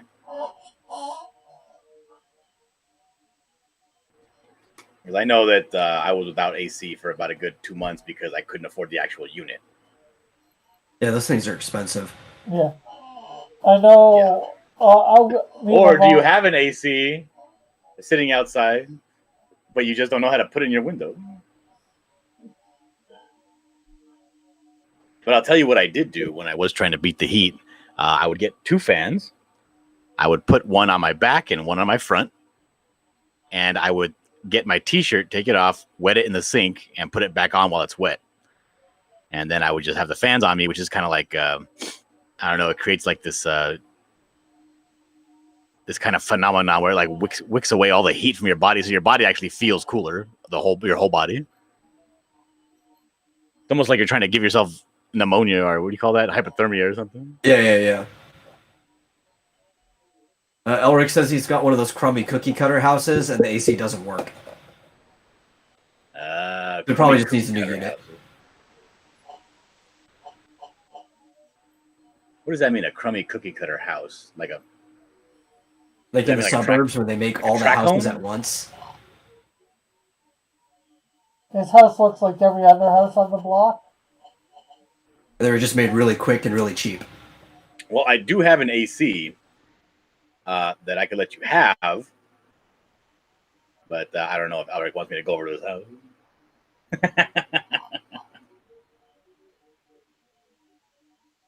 But at least the heater But it- works during the winter. What winter? I know, right?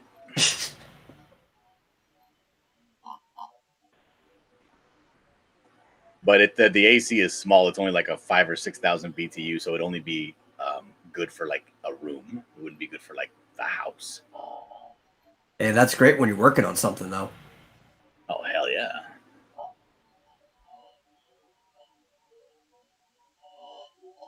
So do you want to try and do a page in the next 13 minutes, John, or not?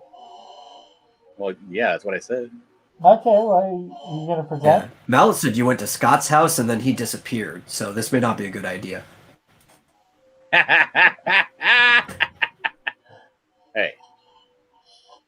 Actually, that wasn't my fault. it was several months later after he went to Scott's house that Scott disappeared.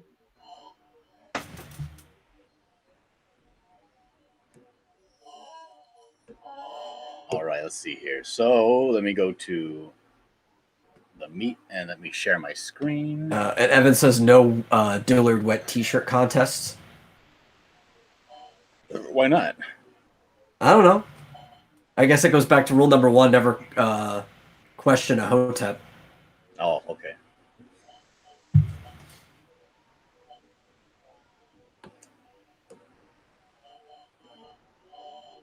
But where's Evan? He's in the Vomitorium Discord, chatting directly to me for me to relay the stuff instead of coming over to the live chat.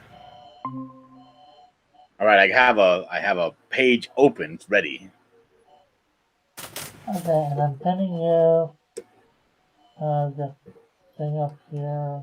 I'm drawing lines on it. It works. Okay, I'm ready. What page are we on? Page 6? Page 7. And John's going to hit page 7. That's okay. If I hate it, I just won't do it. Oh, Elric just found that his stupid house doesn't have an AC at all. Oh my. It's terrible. So, it says panels 1 through 6. And it's got caption as the fire thaws her out. So it's a 6-panel page? Yeah. Any way the panels are set up, or can I just do them a regular grid 6? Just regular grid 6 if you want. Not if I want. It's what you want, Rick. This is your comic book.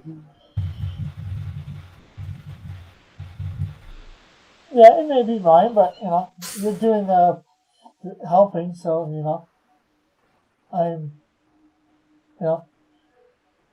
allowing your expertise to be involved.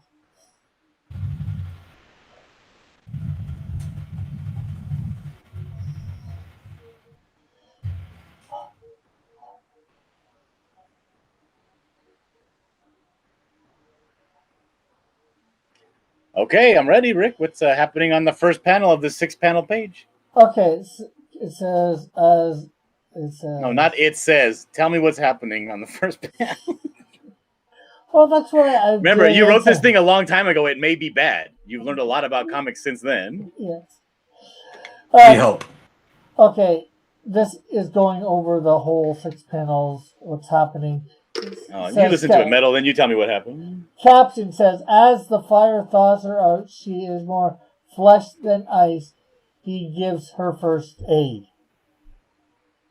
So, I guess we're showing her being less and less frozen, and then him giving first aid. I'm not sure what that would necessarily entail.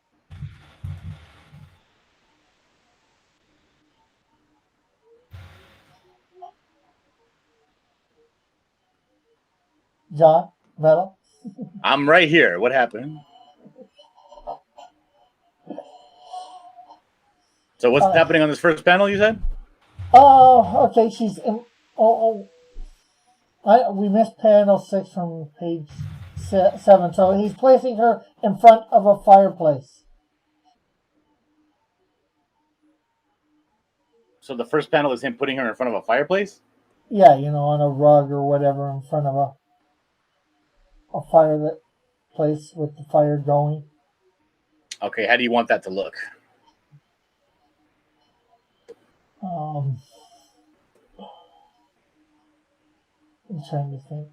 When you close your eyes and you picture this like it was a movie, what angle is this shot from? Who is in focus? Who is the biggest in the screen? Is the biggest part of the frame going to be the guy's shoulder? Is the biggest part of the frame going to be her decrepit face? I mean, what do you see? Okay, Guy. he's sort of kneeling down as he places her on the ground in front of the fireplace. He's closer to the fireplace. You see the fireplace behind him. Okay. Now, is this, when you see this and you're describing it to me, how is this shot? Is it shot from ground level, like a worm's eye view? Is it shot straight on? Is it from above, from the upper left corner? Let's go a little bit worm's eye view. Not a super worm's eye view, just a slight angle looking upwards. Okay. And you want him to be closest. No, you want the fireplace to be visible in the background, right? Yeah. Okay. So, and this is like a house, or is this a cabin? Cabin. It's the cabin that he's come from earlier. All right. So let's do this. We'll do this drawing, and then we'll shrink it and put it in a panel. All right. So let's say we have floor here. Put it a little bit of an angle.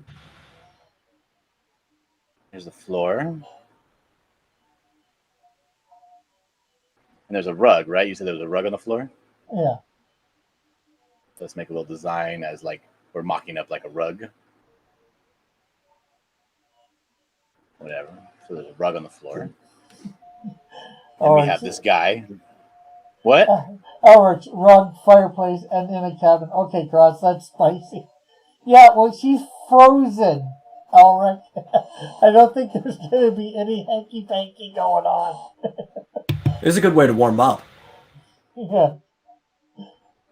So we'll put some rocks, like this is a fireplace seat area. Then the fireplace would be back here.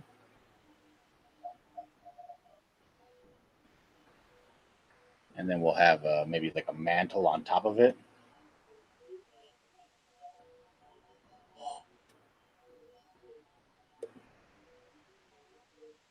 And on the mantle, there's like, I don't know, a vase. Whatever. More rocks behind it. Stone. Or do you want it brick? Stone's good. Okay. So we have a stone fireplace. There's a mantle. It's lower view. Okay, so we have the guy here. Put him like this.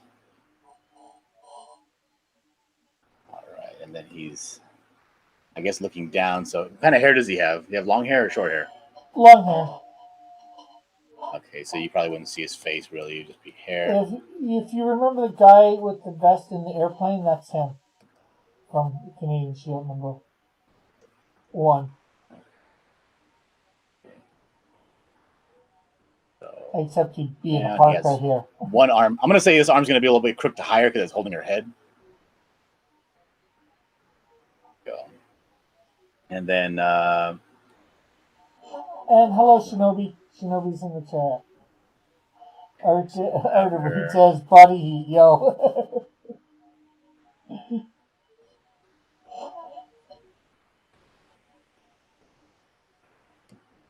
This is her. This is going to be her face.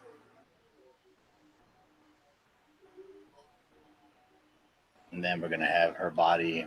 What is her body positioned?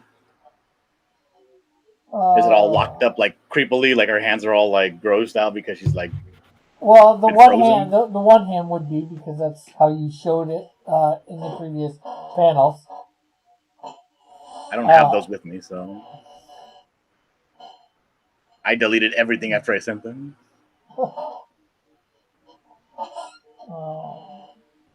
have them. Now, does the fireplace already have a fire in it? No. I was going to have it in it, but I'm going to say no. I decided no. The next panel will be him making... So this guy, his body will be like one knee is on the floor. The other knee is kind of cocked sideways. It can't be like bent forward because her body's right there. So it'll be like cocked sideways. There we go. That's probably going to be all covered by her anyway in the blanket. But, okay, so let's say this is her. One hand here, the other hand here.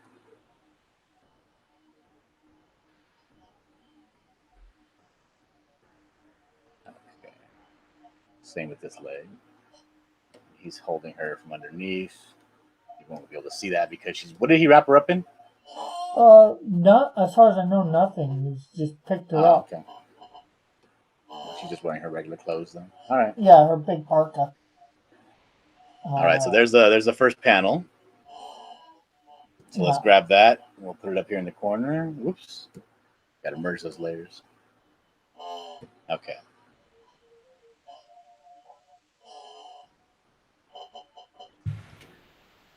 Stop. Get out of my face, this stupid... Google is sharing a window. Arthur Reed says 4 minutes left. We might go a little bit over to get this whole page done. And Albert says that drawing looks hot, Dillard.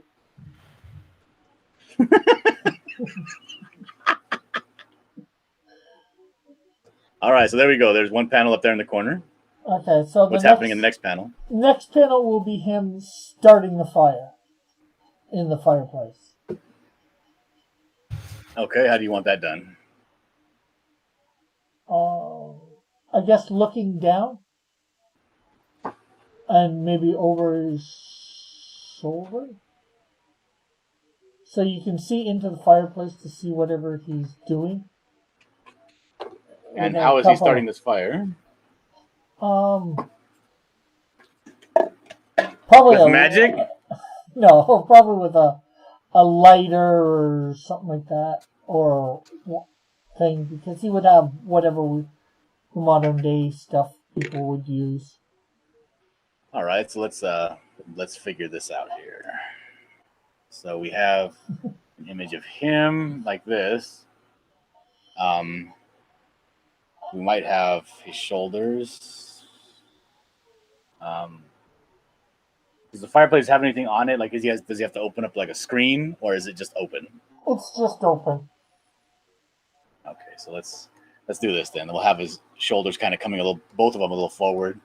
Art of Reed says matches. Yeah, that could be. Ulrich says he hasn't set the mood yet.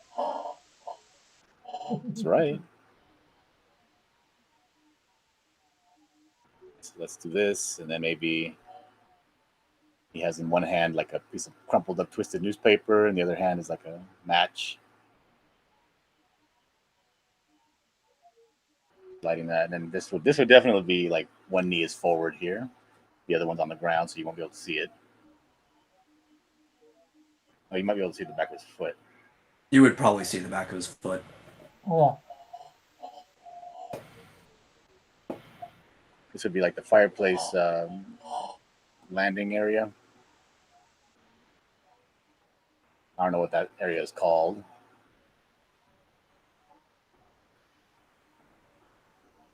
I don't have a lot of experiences with fireplaces, right?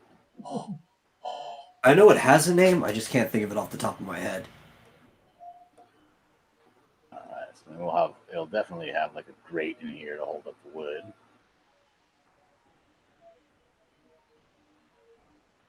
Maybe put some wood in here. Yeah. Maybe we'll put some stacks of wood here on the side.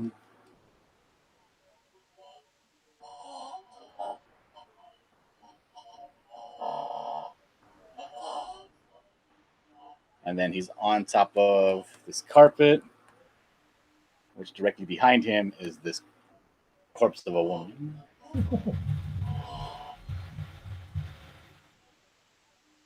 Actually, we don't need to draw her in there. We've already established she's right there. Yeah, we can cut it off just before you'd see her. But you definitely got to have the carpet in there.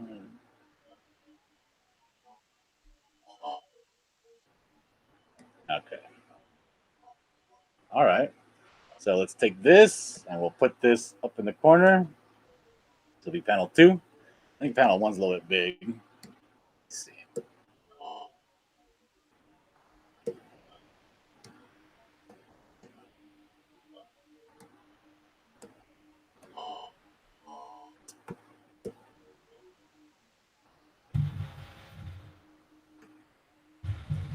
Put that there. We'll get rid of this.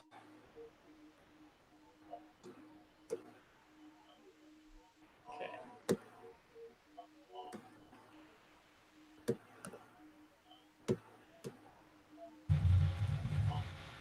All right, so what's happening in panel 3? I guess panel 3 we're going to be showing her, and not sure exactly how it will be shown that this second, but showing her less frozen. Well, describe it to me because I'm not going to be making up stuff. Okay. Well, the heat of the fire is thawing her out. No. You describe it to me how you want me to draw it. Yeah, well, I'm using this to get saying it in my mind to get a picture in my mind of what's going on. Or Rick, or could the panel be skipped entirely? In order to keep this from being very slow and monotonous, can we speed this pace up a little bit? So we're just going where he gives her first aid. I don't know. I didn't write the story.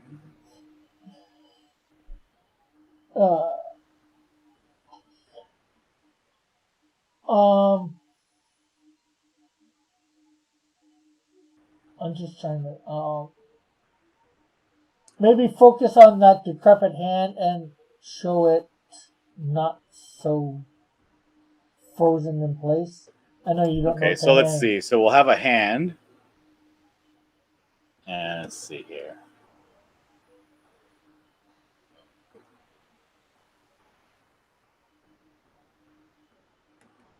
Yeah. First panel, show it the hand the way that it was originally frozen, and then the next panel 3 that, and then panel 4 it's moved, so showing her thawed. Wait, what?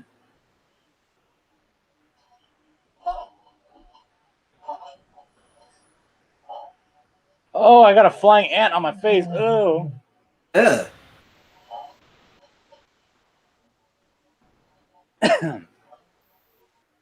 Okay, so there's her hand. Oh, I think Reed is right. It's called the Hearth extension. Oh, okay. Which wouldn't come to me because that makes sense. Yeah. Well, because I think of a hearth as a completely different thing altogether.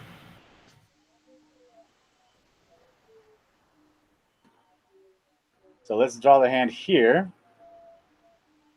And this hand will be like, I don't know, decrepit in some way. Well, maybe it could be like covered in ice. I don't know. Maybe it could be black on the tips of the fingers. I don't know. Yeah. What do you want, Rick? A little bit of ice on it for sure. Okay, so maybe it could be like dripping off, like it's thawing. Yeah. Okay, and then what's the next one going to be? Okay, do the hand again, but in a bit more open and wide, not so decrepit, showing, real thawed. Okay. Artery says a tense hand and then a relaxed hand. Yeah. Sort of what I'm talking about. Or maybe it could be like a relaxed frozen hand and then a super tense hand, like I'm coming back to life. Or Evan says it should be a Gundam mech hand flipping off the reader. Oh, that's a good one.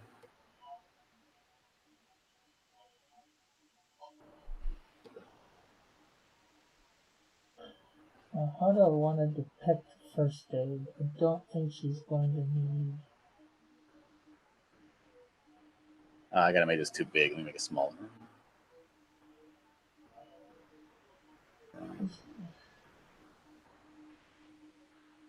Oh, you know what? That would be better if it was a relaxed hand. Never mind. Let me do that. It's where's my phone? So I gotta take a picture of my hand. Gosh. Shush, Rick. I'm just trying to think, trying to get ready for your next panel or two.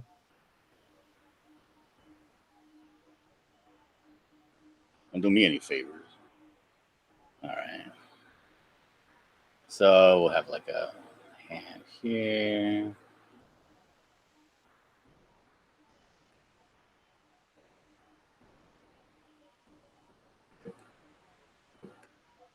Have it relaxed. A little bit.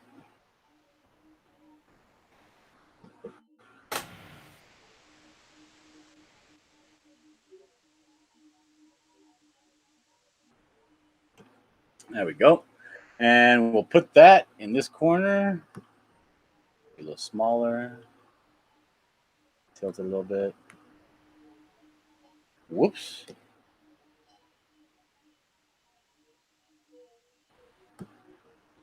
Give it the same angle as the other one. Okay. A little smaller. Okay. All right. That's ready to go. Let's do this.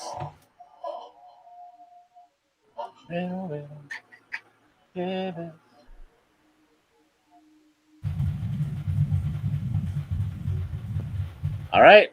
What's next? Okay, he's gonna check on her breathing. How is he going to do this? Is he going to open up her shirt and listen to her breasts? No. No, I would say having his head, his ear to her mouth.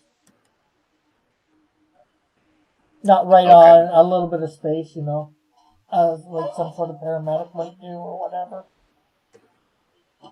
Okay, so we got to draw her head. Let me see. Let me turn this sideways.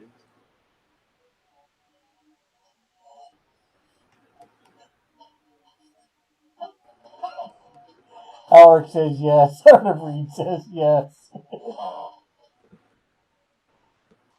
Good one. And Evan said, I never noticed Dillard had such feminine hands. And you never will. All right. Now, what kind of hair does she have? And I forgot. Short. So probably about shoulder length.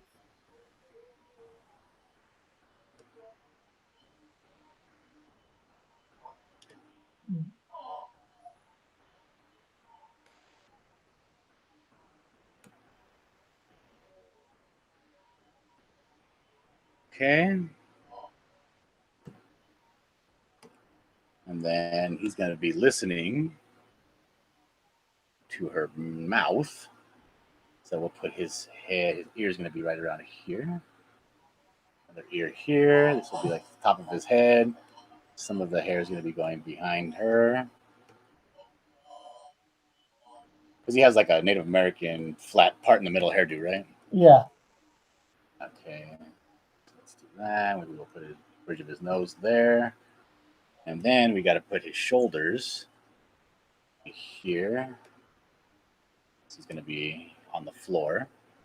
So he's got to be holding himself up.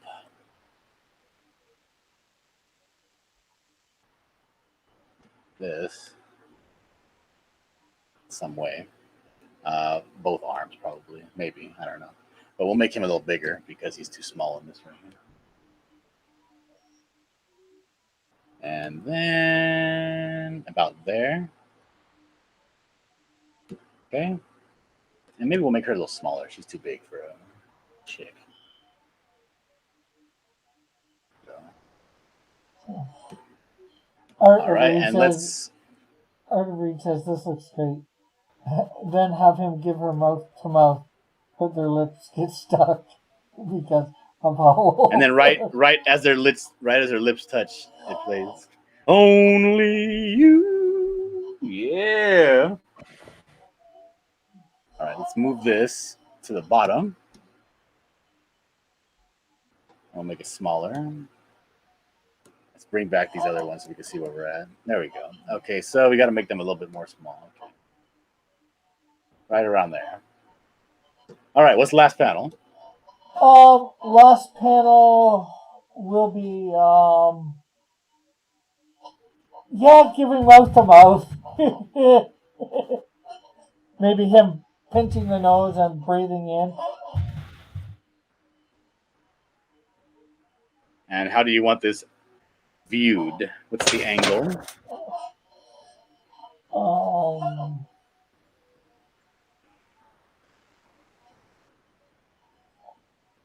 trying to think.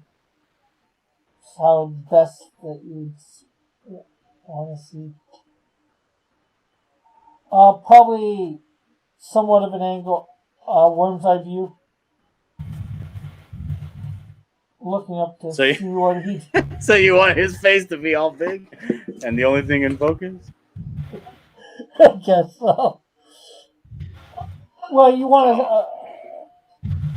Unless you can do it so you can see him pinching like her nose and. And if he's okay, what if I do it like this? What if he's giving her mouth to mouth, but what if her hand is in the back of his hair?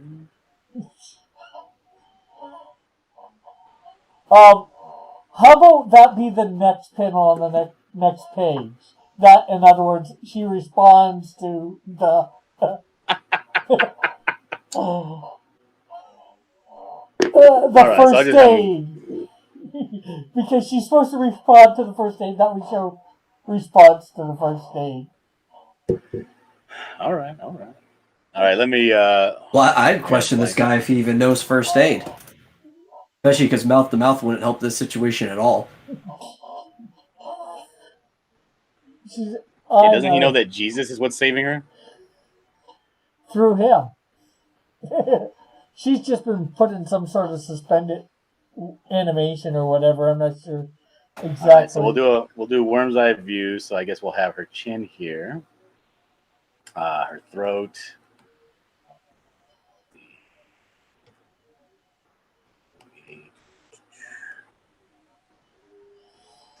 nostrils.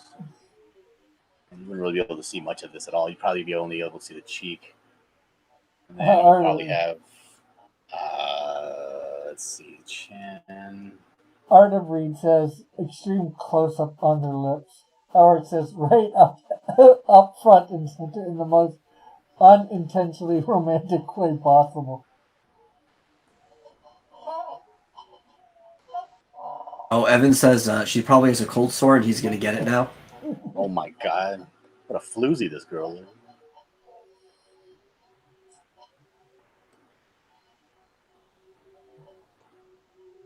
Howard says, Cross, isn't she a strong, independent woman? Can't she just shuffle herself to the unlit fireplace and warm herself up? Because he said, no. Is she a strong, independent woman? Yes. But probably not as modern day as we would know it. She loves the science, doesn't she? Yeah. Well, you also got to remember, she's like grew up in the second 20s and 30s, you know, and 40s, you know. So she's very different. But can she wiggle her big toe? I don't know. So her idea of strong and independent woman would be different than ours. Do they plug the nose when you give mouth to mouth? Yeah. Yeah. Okay. So otherwise, the air just comes back out. Arthur Reed says that's great. That's all we need. Herpes, and then Ulrich says or mono. Mono. All right, so that's her ear. All right, so this It's a good enough thumbnail. Let's bring back these other ones here. Let's move this guy. Make it small. There we go.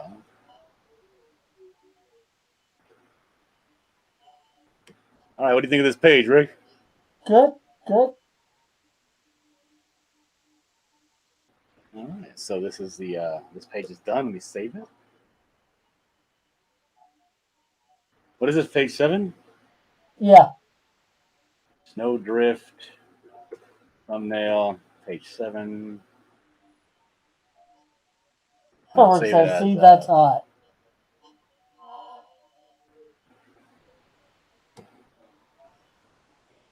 All right, what's next? Page 8. There are 6 panels on this page. Okay, so she's responding to first aid. So, yeah, let's do the hands in the hair or something to that effect, I guess. Oh, you pervert, Rick. I love it. Oh, shit, my wallet fell out of my pocket. Well, it's not like she's never been kissed before, and maybe she's thinking he's somebody else.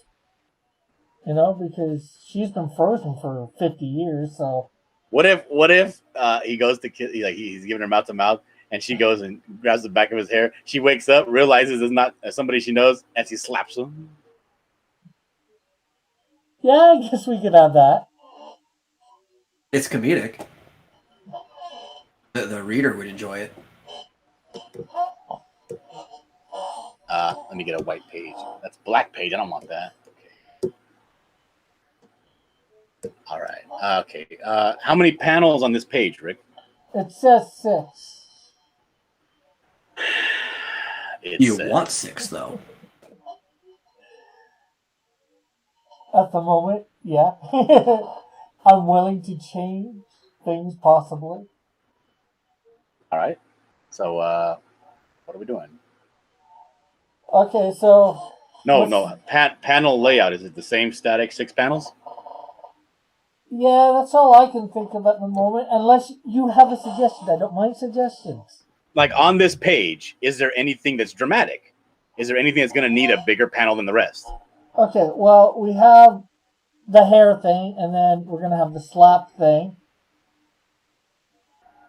And then I guess she's going to look around and acknowledge that this isn't her base.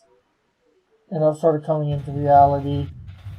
And then they're just gonna talk about the fact that, you know, that base hasn't been there for like 50 years or whatever.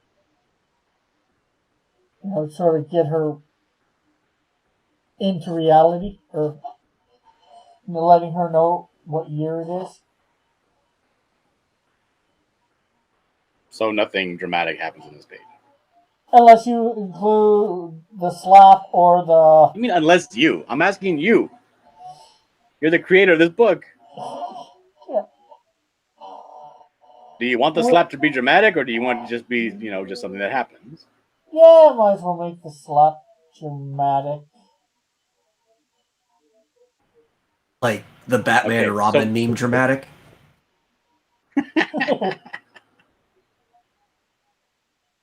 Okay, so what part? Okay, so first panel is... No, sorry, let's skip that. That's not going to be the dramatic part. The dramatic part will be where she's expressing this isn't her base encampment, you know. She's realizing... And what panel is that? That's, I guess, going to be panel 3. Okay, so first panel, what happens? First panel is the hair thing, you know, she's putting in the Second hair. panel is what? The slap.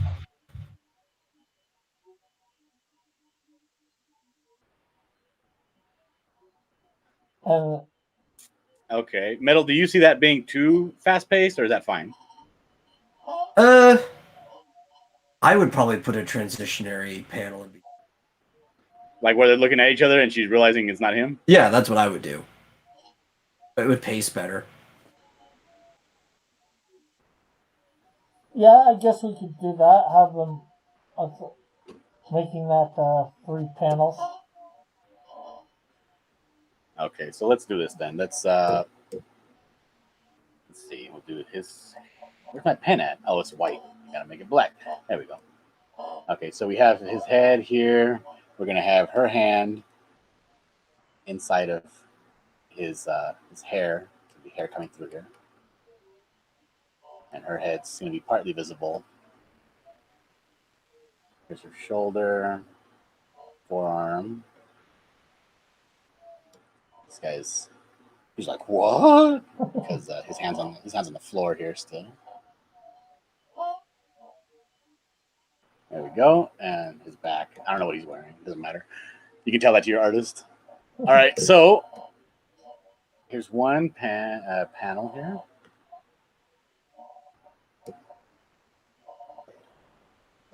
Okay, what's happening in the second one?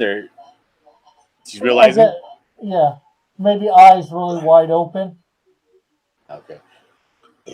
So let's see here. We'll have and their heads slightly apart. I guess he's no longer kissing her or giving her mouth to mouth. Yeah.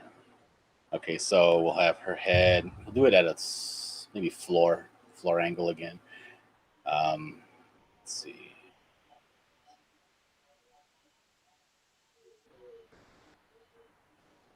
And like this.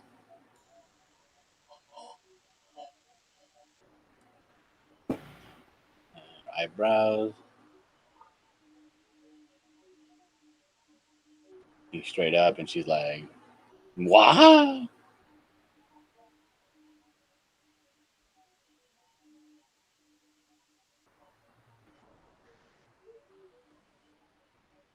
Let's see. Where would he be? I guess he would be maybe right here. Turn this page. This is what's great about working digital. You can just turn these pages like they're actual standing up. Okay. And then he's like,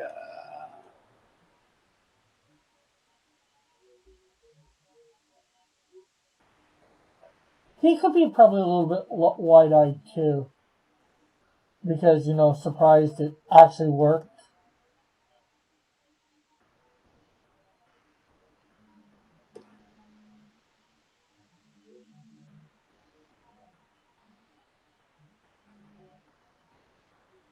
go. And then his arm. Or would his arm be?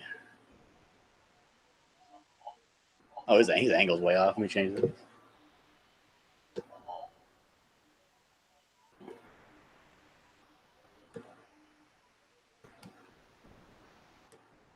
There we go. All right, I know his arm would actually be maybe in front of hers. No, let me see. 1, 2. Yeah, her arm would be behind his arm. Oh, it says, Dillard, make her look hot. So here's his elbow. His arm's going to be coming here. Evan says he's sleepy and to tell Rick that it's his fault.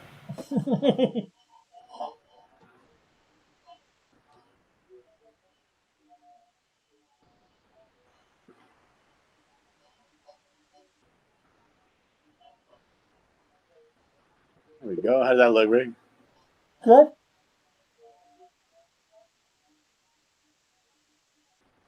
Okay, let me move this. Put it up here. All right, what's happening in panel 3? Okay, I guess we'll make it 2 big panels. We'll make this page only 4 panels. I can't hear you that well. Can you talk a little bit slower? Your voice is really garbled. I said maybe we'll make this page just 4 panels. If I have to move things to add an extra page at the end, fine. So panel 3 is the slap. The slap. And how do you want this to happen? Do you want her to be on the floor? Do you want her to be half sitting up? Yeah, half sitting up. Describe it to me. Come on, Rick, stretch those comic making muscles. Yeah.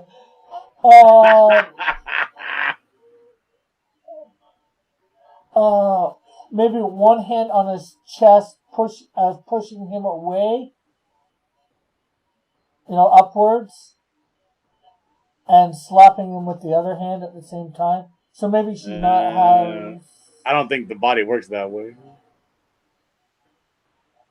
What? You can't push somebody and slap them at the same time? No. No, where's the force? Like with two different hands, you push with one and you slap with the other, or you go. Well, then you're really just pushing with both in different spots.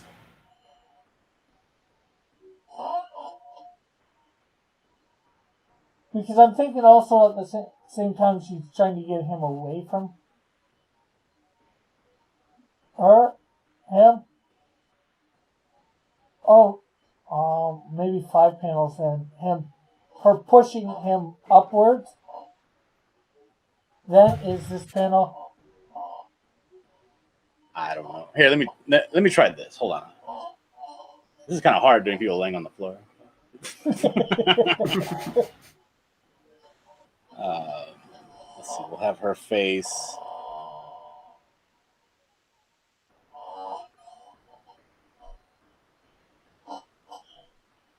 It says, wait, this reminds me of how Aquaman movie started. Did Aquaman take it? Did you take it from Aquaman or vice versa, Cross? I'm not thinking of... I didn't write the story. All right. He said Cross, so... I'll have her head a little bit tilted up. Let me do that. Let me grab this. Like that. And it says, makers slap him anime style, screaming and blushing, calling him a perv.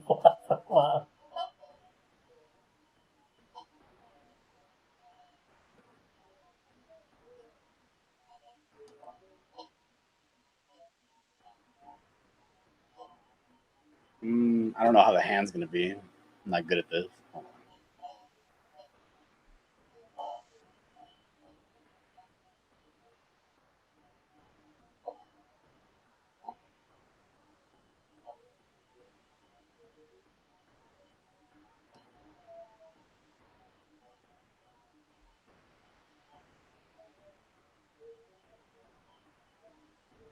And the hand from the other side would be, Trying to see how to get the extension. How would an actual slap happen? Let me do it in myself here. Hold on. Okay, so probably the elbow being crooked forward this way, and this tube for the forearm would be straight, so like that. And then his head would be being slapped like this. That would be facing this way. Yeah. I guess she doesn't need to push him. He probably would pull back a little once he realizes she's... He wouldn't pull back. She's super hot.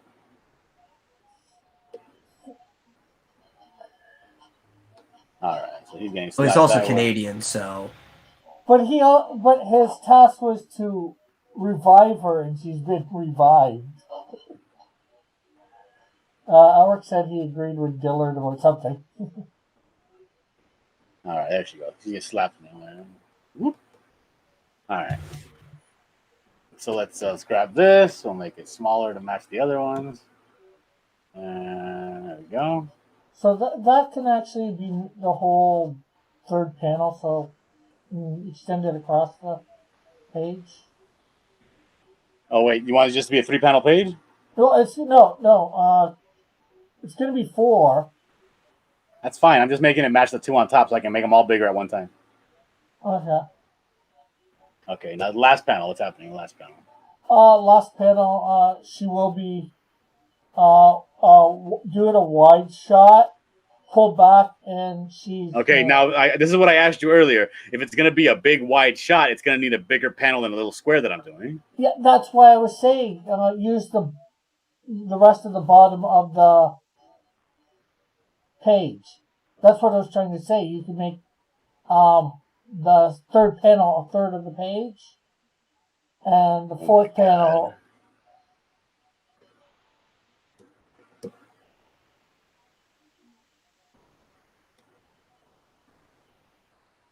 if it'll let you. I mean, I would have to draw more. Hold on. Here. Let me make it. Hold on. Hold on. Do free transform. No, I'm not gonna free transform it, Rick. Okay. All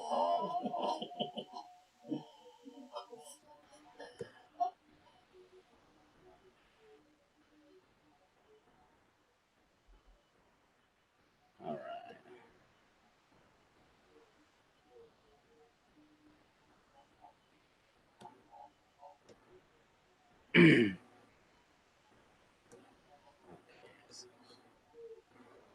Placed. That one leg up. Leg down. This gotta be like, what? Hard to read said, put the third panel on the middle page. Yeah, that's what I was trying to say. And that's what he's doing, obviously. There we go. And let's get rid of this. All right. Now, what's happening on the bottom? Okay, so we're gonna come out, that way you see more of the cabin around them. They're a bit smaller. She's propped up by her two hands with a shock, if you can, a shock look on her face. And he's sitting about probably a foot away from her on the floor. And she's got a shocked look on her face. Should I have him like on his knees, and like a lower angle view where she's kind of like scooter herself back up against the wall or something, or I don't know. Yeah, she could probably be propped up against the fireplace, and he's a foot or two away from her, like you said, on his knees. Well, I don't think that she would be at the fire, but she backed up. She would be against the wall. The fireplace would be on the on her right side. Well, I'm not sure whether she backed up straight or whatever. All right, let me. Well, he was in between her and the fireplace, so yeah, you're right. She wouldn't be against that. Maybe a coffee table or something like that. She'd be against her back.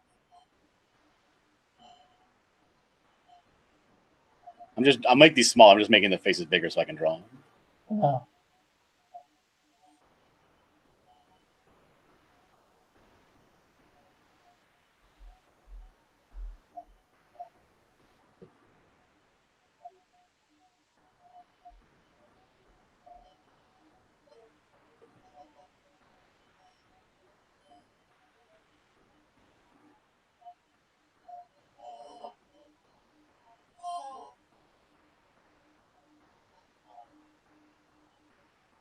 Or says, so he'd be in the front of the panel with his back to the readers.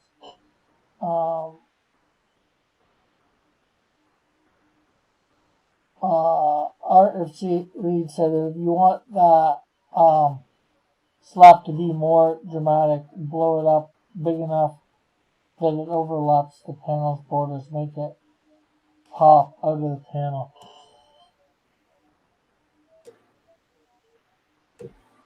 I don't understand what you're saying. Wants the panel to break.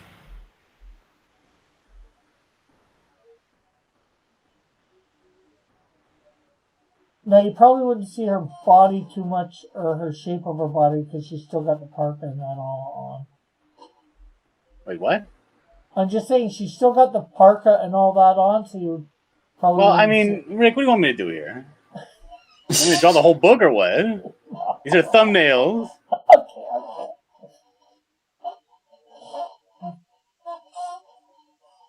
Oh wait, she wouldn't have her hand clenched. She'd have her hand open. What did I do? Oh my goodness. Or No, I look too dramatic. That her slaps so hard she breaks the panels. Laugh out loud.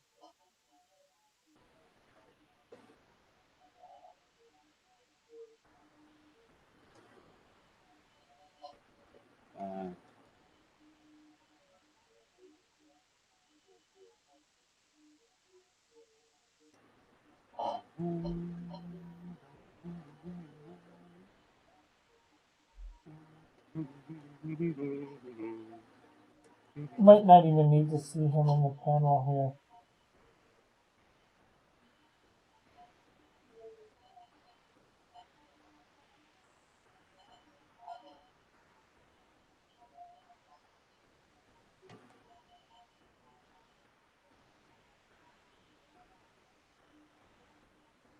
Okay, and then maybe we can have like his shoulder here.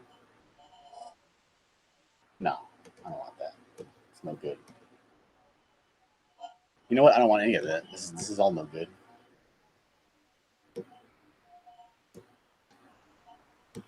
Let's move her.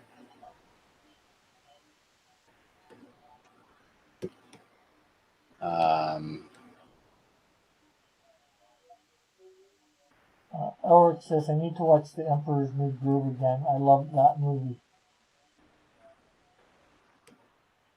I like that movie too.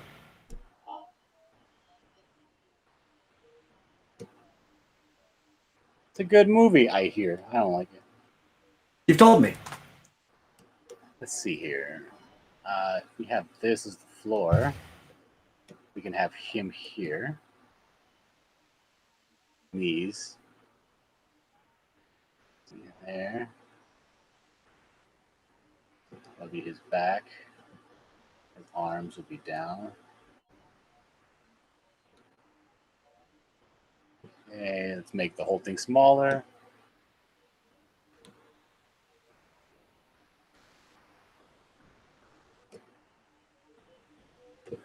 And then we can have his head, top of his head there. And he's like, lady, look, I don't mean you no harm. Yeah. Like that. How'd that look? Good, good. And we'll put the fireplace here.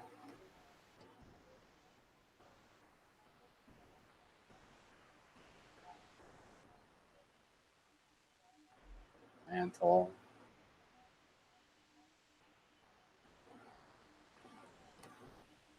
How's that? Good, good. Oh, all right. What do you think of the page 8? Good. I like it.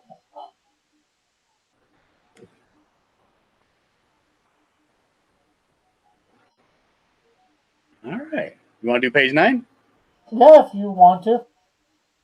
Yeah, let me go grab a soda real quick, though. Okay.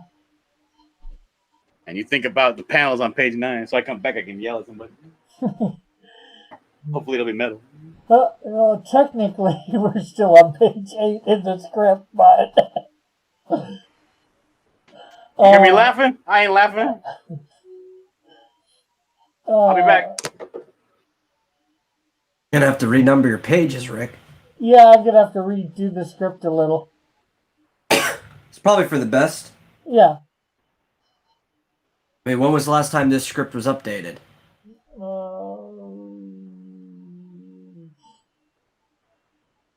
Probably a couple years ago.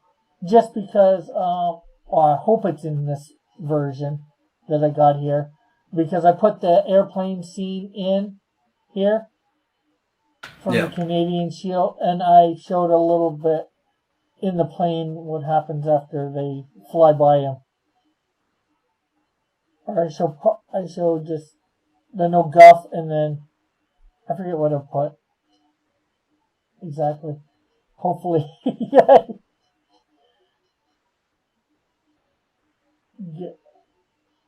Get to it. I go through and re-update a script anytime I plan to work on one. Yeah.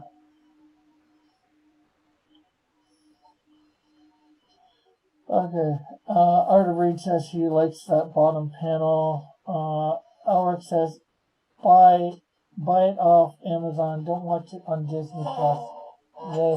They might have altered it. Buy, not buy. You think I'm gonna buy anything?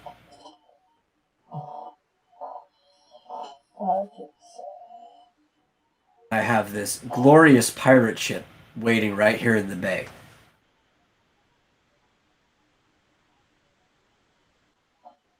Okay, she's like York. cabin? Okay, she's gonna have like a very inquisitive look on her face. Perplexed. Your cabin. There's no cabins near the encampment of me and my expedition party. And he's like, Miss, either you're very long away from where you're supposed to be, or you are lying in the snow a very long time.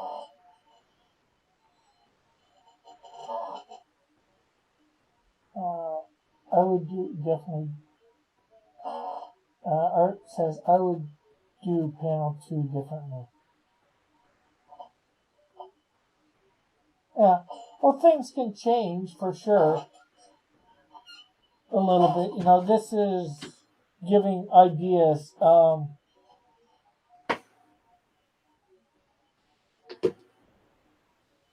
It's making me think for sure. I'll say that too. Which I like, I don't mind updating the idea of things, All right, I'm back. What's up? Okay, so I'm not sure how many panels are going to be on this next page because we've half thrown the script out the window.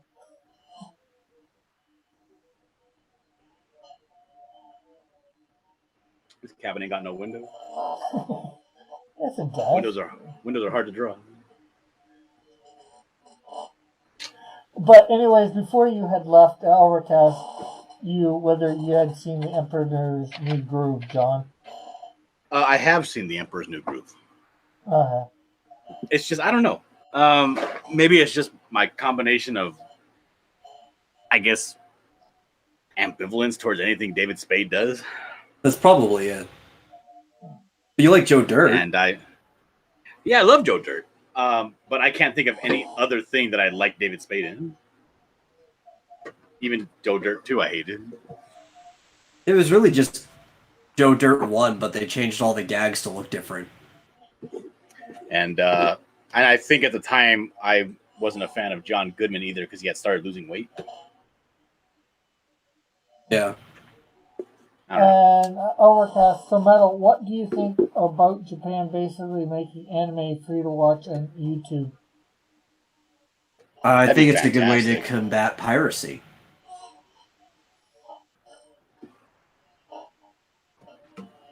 Page 8. But, piracy is just not having the ability to get something increases piracy. Accessibility defeats it.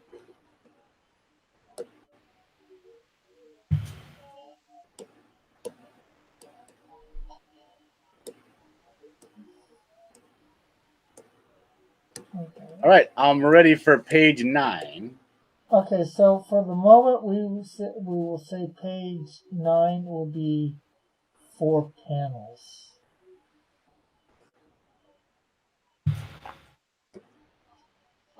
Okay. I don't know what they're going to look like. Well, let's talk through it now. As long as we can agree that not everything has to be set in stone. Yeah. Well, I've already because you wrote it that way many years ago and without even a proper script. Yeah. Well, as I said, let's just agree that that this is a little bit fluid and we can work with this and make it cool and make it dynamic. Yeah. Well, I've already sort of done that because page 8 was only 2 panels. Yeah, 6 panels. I got it. No, we made it 4 panels, and we only did the first 2 panels from it because we added in, the slap and all that. We added in a couple things, which is good. I'm not saying I dislike it in it. So I'm thinking maybe the next 4 panels from page 8 will be page 9. New page 9.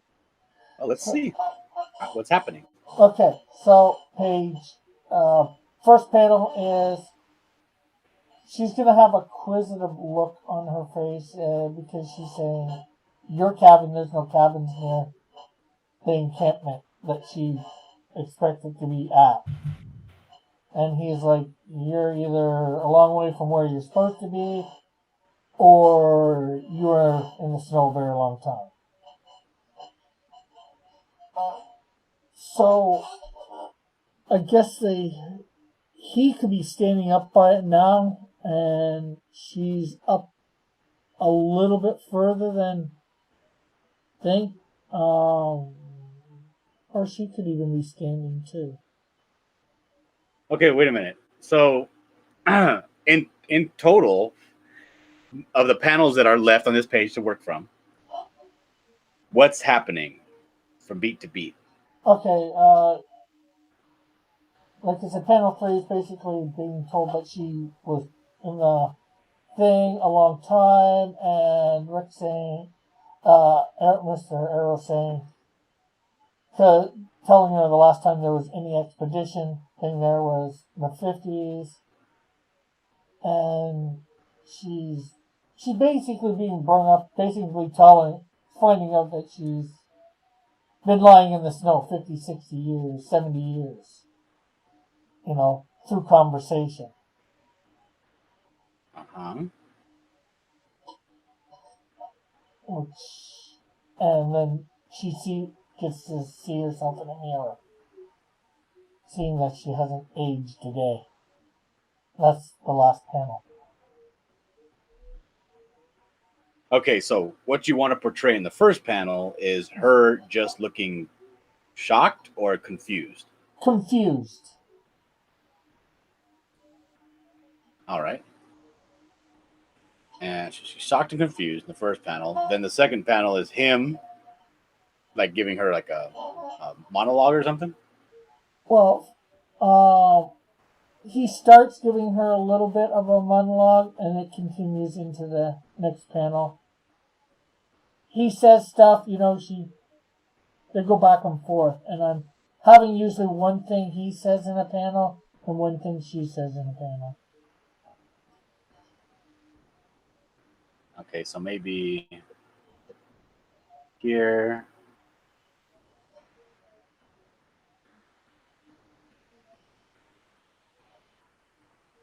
Okay, maybe he'll have her at this angle. Kind of like, no, it would be this way. This arm would be back, holding the wall. This arm could be like, maybe like this, holding a table, like she's getting up from the floor.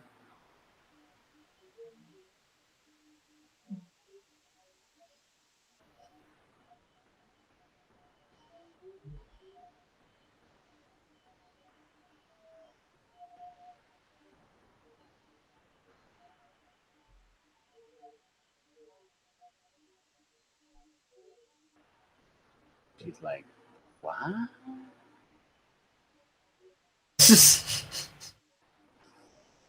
Oh, DL's still salty. About?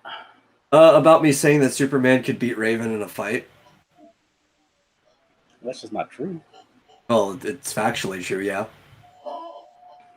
There's no such thing as facts in comic books. They're not real.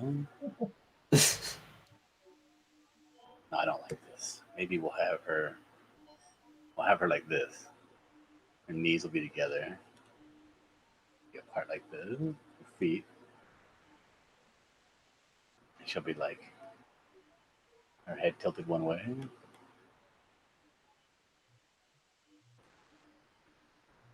She'll be like, what?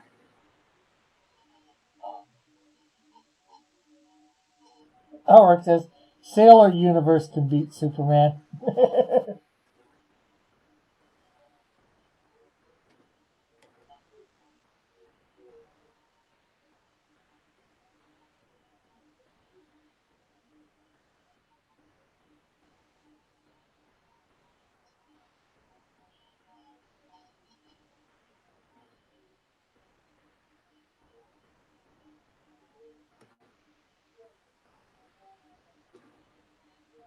Okay, so she's a little bit confused. Then the next one will be this guy.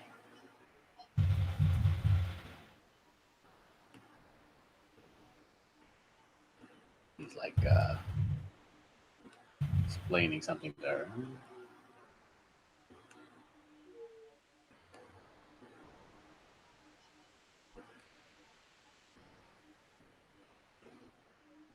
And the next one will be him here.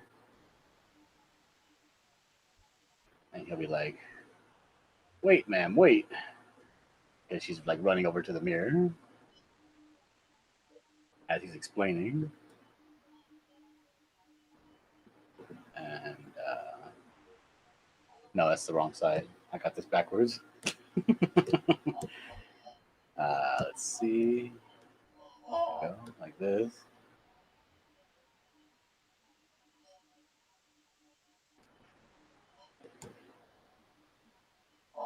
And then she would be running this way or walking this way.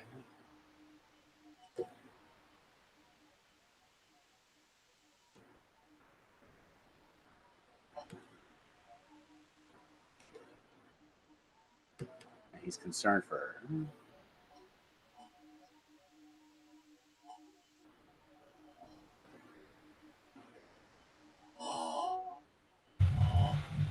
Silence, Rick? We have any opinions? What's going on, Well, you guys? I don't understand what's going on. I'm thinking it looks good, you know. I'm sure I can definitely work with the pictures for the dialogue. And then the last one's going to be her in the mirror. Maybe we'll have her hair here. This. And then, like, yeah, we'll have like her elbow here. Because we're only going to see the top of her head. Because there's going to be a big mirror in front of her. And this is where we'll see her face. And we'll have her. And again, What? Again, I guess really shocked. Okay, so let's zoom in on the face so we can do a shocked face.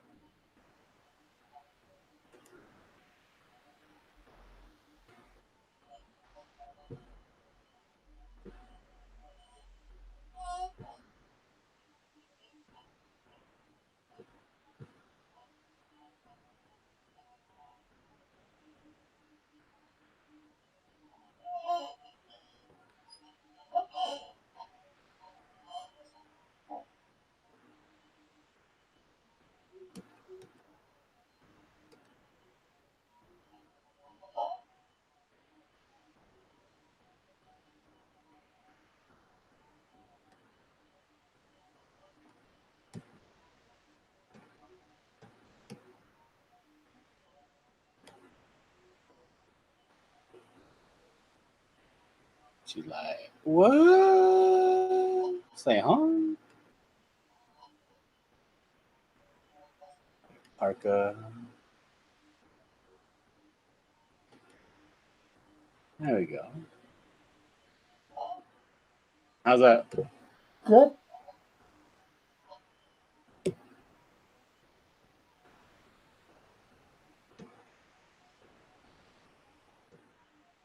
I like. Whoops. Wrong button.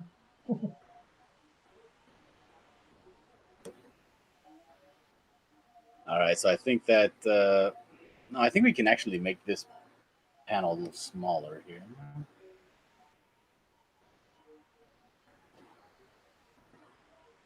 There we go. We'll make this one a little longer.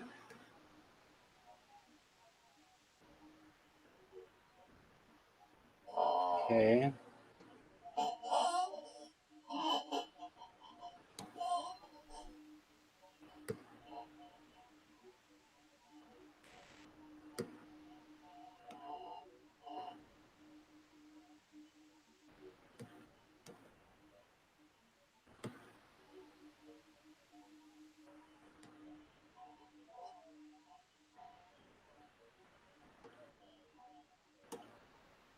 All right, how's that?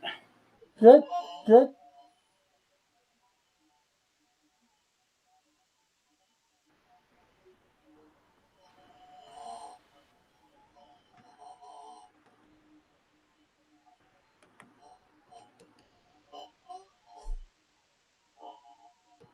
All right.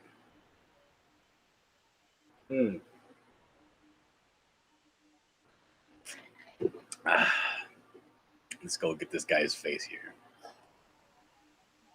He's gonna be like this.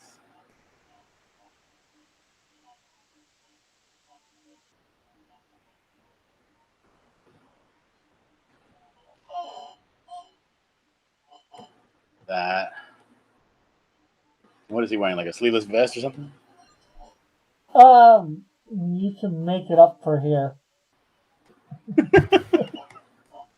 Well, he's not on the plane, so that's dictating what he's wearing on the plane. And he's probably taken his parka off while she was initially warming up and all that, so.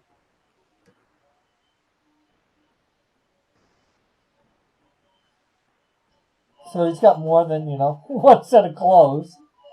This isn't a comic book, Oh, 1 second, it is.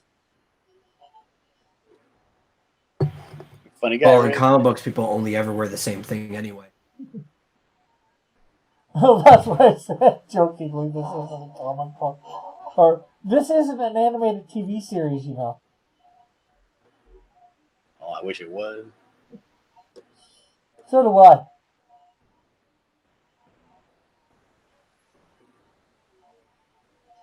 All right.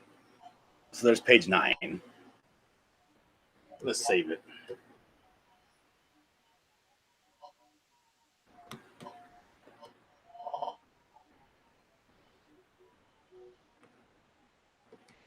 All right. What's page 10? Okay. Well, it is 1 o'clock, or 10. Do you want to keep going, John? Yeah. Okay. Okay, page 10, or the new page 10, more accurately, is... What happens right after she realizes, look at my face. I'm so beautiful and young. Rick asks her about, he's saying, can I ask you a bizarre question about whether she has faith in God? She says she does. What? I can't, Rick. I don't know the story. You're blowing through it like I know it. She asks a question and what does that mean? Okay. He says, can he ask you a strange question? She says yes.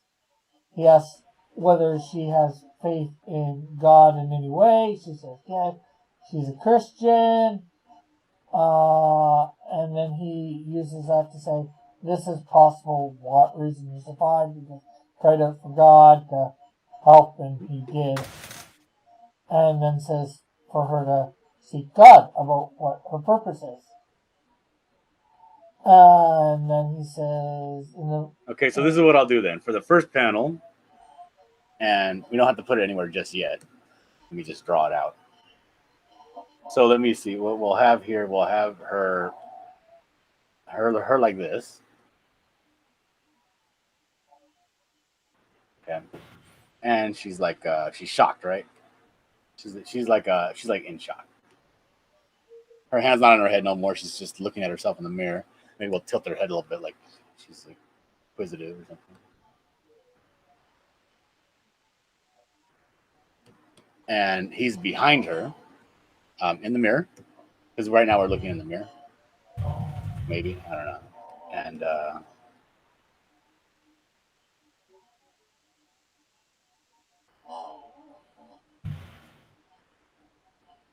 maybe he could be right here saying, "Can I ask you a question?"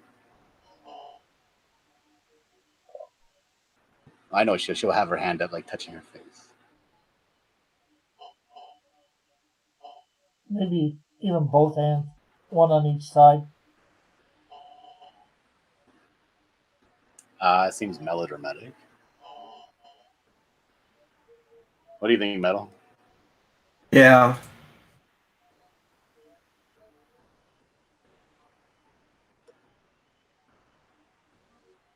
You can have 2 hands. You want 2 hands, Rick?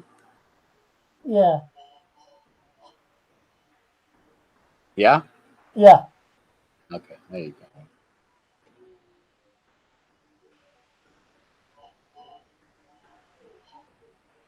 this guy, he's like, hey, girl, can I ask you a question? Hey, Avery. Is Avery in here? Yeah, Yeah, he what's just popped in.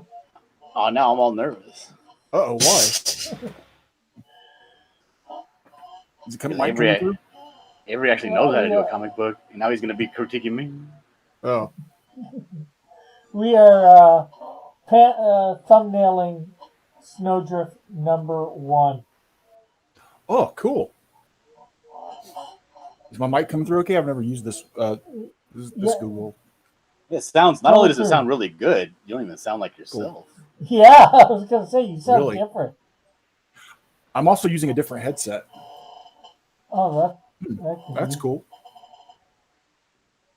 Cross doesn't sound like he's in a tin can as bad in this. What? Cross sounds worse than I've ever heard him in my whole life. Really? You guys live or just hanging out? Yeah, we're live. Oh, cool. I was sitting here watching Rick's show, and he's talking about everything in the world except for his comic books that he's doing. So we're working on thumbnails so he can stay on track. Talk about the books you're doing, man. Yeah, well, I'm actually go ahead. I'm actually uploading in the background the last page of a short story I'm coloring for the Lost Pages. Oh, cool. This guy got some sexy ass hair. Yeah. Oh yeah, yeah. You sound so different in this. Avery. I don't know why. I don't either. Why do I sound different? I don't know. Except for the I fact guess that it says Avery, I wouldn't think it was you. Should he have his hand? Rick Piper, Yes. Cross Comics. Should he have his hand on her shoulder? Or is that inappropriate? Is, I want him to have a vest with no shirt because he's an indie. is he violating her no-no square? Circle. Oh. All right. No. Or should he just be talking to her in the background? Just talking to her. You missed it. We had a super romantic scene where he was giving her mouth to mouth. Oh. And then she thought she was being kissed and she woke up from her coma. And then she realized what's going on and she slaps him in the face. Ooh. Pretty dramatic. All right, so she's like, "What? My face is so pretty. Why still?" And he's like, "Can I ask you a question?" And then what happens? He asked the question. What's the question? He doesn't wait for her consent for the question? Well, in the same panel, it's going to be sure, I guess, so that's in the consent is in the panel, so you're asking, I was presuming, for the next panel. Okay, so we'll put this over here for now. Small. Okay. What's happening in the second panel? So Physically? I guess she's going to be turning around to face him. You know, as he asks. How much taller is he than her? Give me half a second or two here.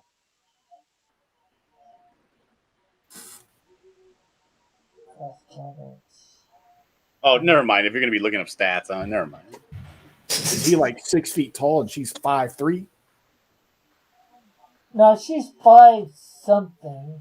Well, 5'3" would be 5 something. Sure.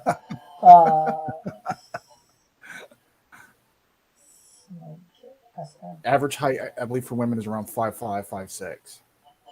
Yeah, but most superheroes are a little tall. Female superheroes are a little taller than that. Sure.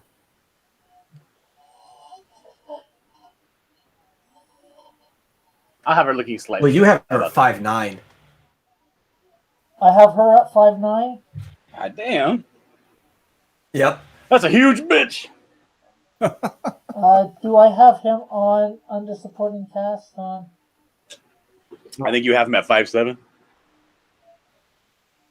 Arrow. Yeah, Rick Arrow. Do I have that? 5'10". So he's only an inch taller than her. Okay, I'll have her looking straight at him, man. I know a dude whose wife is like 5'11". Oh man. Yeah, I have one of my best friend's wife is 5'11", but he's like 6'1", so it's not too Yeah. bad. No, he's like 5'7", 5'8". Yeah. I probably Which- did that because she's supposed to be the superhero, so and he's supporting cast, so the superheroes are taller. Again, Rick, if you don't want to change that, you can do that anytime, you know. Yeah, I know. I'm just going with some traditional facts of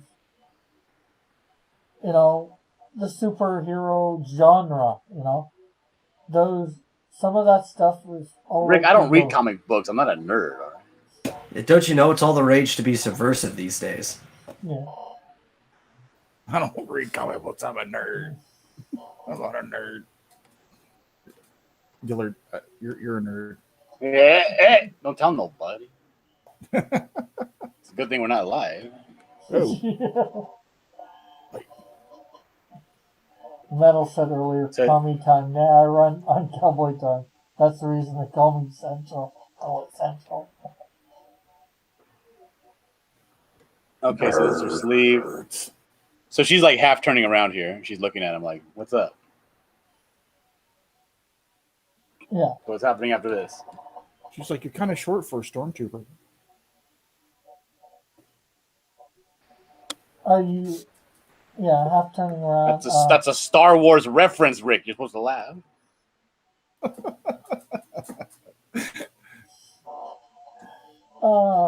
See. She's turning What around. happens now? She's turning around and going, what keeps poking me in the back? Okay, so panel 3. Oh, that's my heat bigum peace pipe.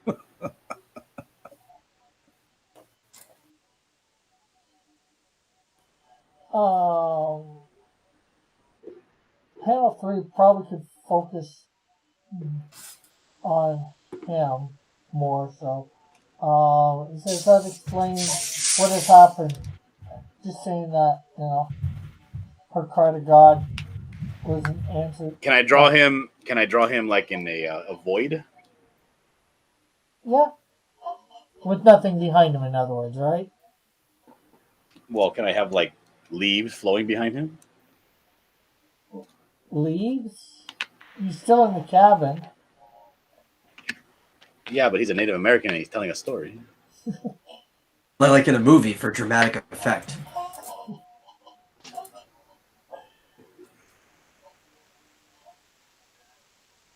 Okay, well, I'll just draw his face then, okay? Because it's just going to be him talking, right? Yeah. Okay, so I just have his face.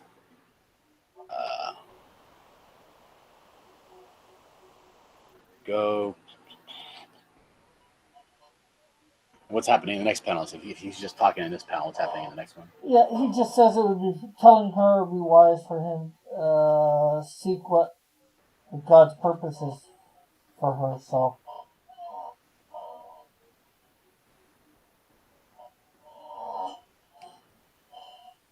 All right. The next panel is him telling her to seek what's God's purposes for her. yeah, It should be bigger. Okay. And how is he doing that? Is he doing that? Is he holding her shoulder? Is he has his hands in his pockets? What is she be doing? maybe a hand on her shoulder. Yeah, about at arm's length. Not real close, but Yeah, real close. Yeah. Gotta leave enough room for Jesus. Yeah. Okay, so I just have him like this. He's looking at her. Concern. He's talking. And he has this hand. No, let's see.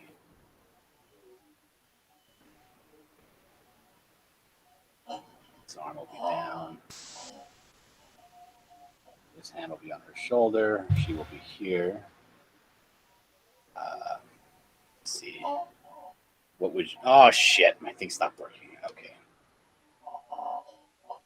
Every now and then my my touchpad stops working, so I got to reset the... Just looking at him. Her hair would be... Okay, so you'd only see like her cheek and her brow.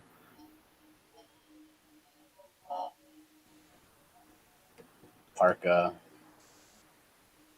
And then his hand would be here. Go. Okay. And then what? Okay, so panel 5 is going to take up the bottom third of the page. So these 4 panels can take up the top 2/3. So panel 5 is the last panel of the page? Yeah. Okay, so let me move these around then real quick so we can do that. You know what, Rick? Give me a second. Let me save this and let me close it out and open it again so I can use my touchpad. Okay, no problem. You can feel free to talk amongst yourselves. You know, you don't have to sit here in silence as I draw. God's sakes. Oh, but the tension is delicious. That's gross. Don't say things sexily, Metal. So how have you been doing, Avery? Are you still here? No, he's gone. What?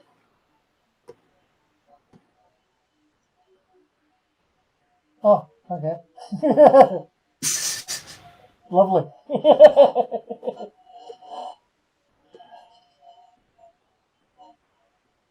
Oh, it was good to hear from him. Oh, there he is. Hey, Oh, there he Hey, is. what's up?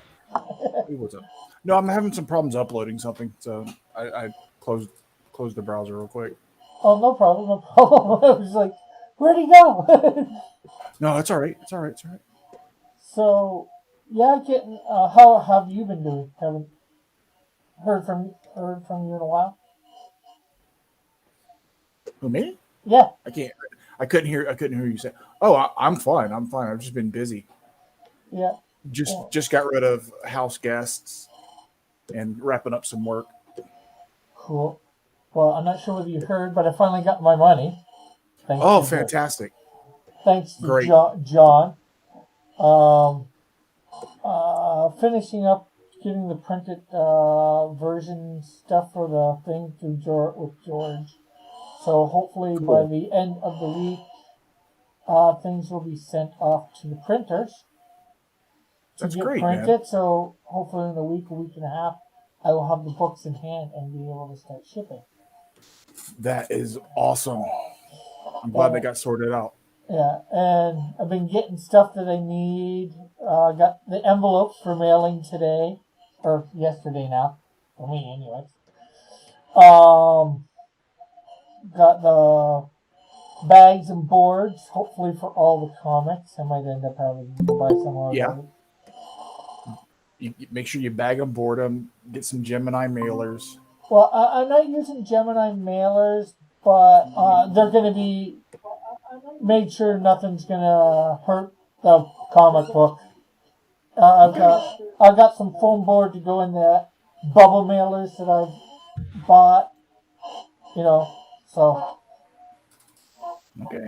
And hey, Rebel, how are you? Hail, brothers, hail. How are you? Good. I can't see myself. Where am I, man? You're in the very top corner of the browser.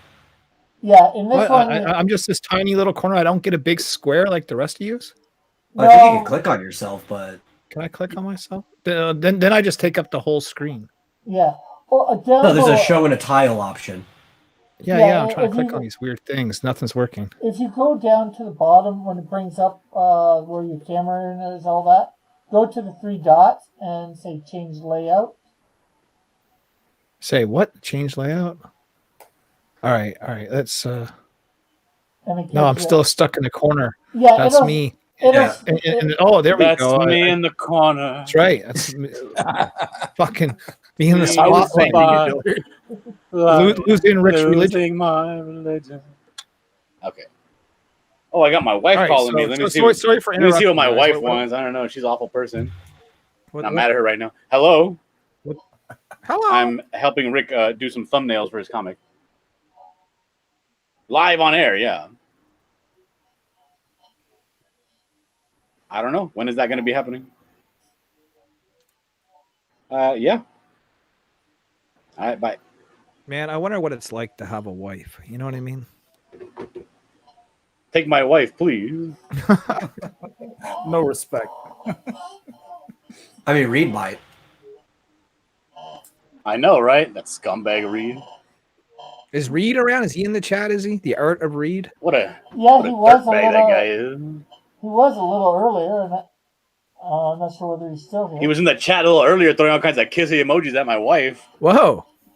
Now I got to punch him in the head when I see him. Well, Yeah, yeah. Well, he's Canadian. It's going to be a little bit of a trek, John. that's all right. I'm going to Rick's house, not too far. Oh, okay, okay. I got a short list of people that need punches in the noggin. Yeah, well, There we go.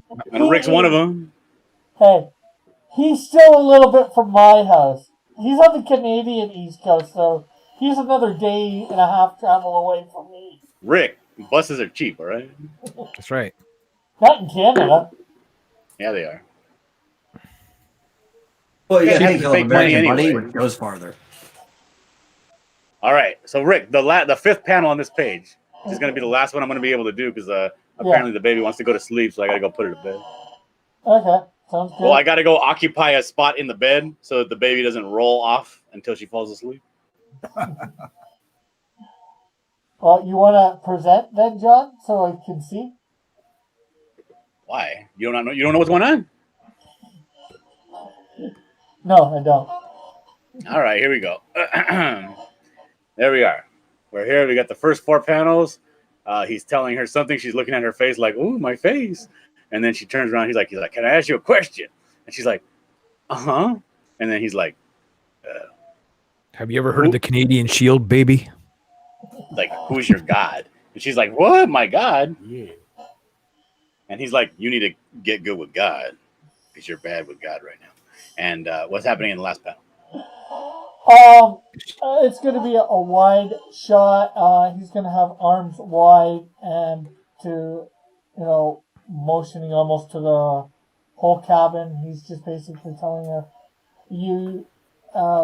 she's seeking God's purpose, to rest, stay warm, give her body, mind, and time to get over the shock of recent and Damn, that wasn't the panel I was thinking of.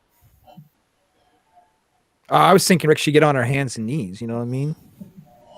This is a Christian. Got to get down on my knees and start pleasing Right? Jesus. Pray to God. Give the gift that keeps on giving. What's the guy's on the South Park? He's like, I got to get down on my knees and start pleasing Jesus. Got to feel his salvation all over my face.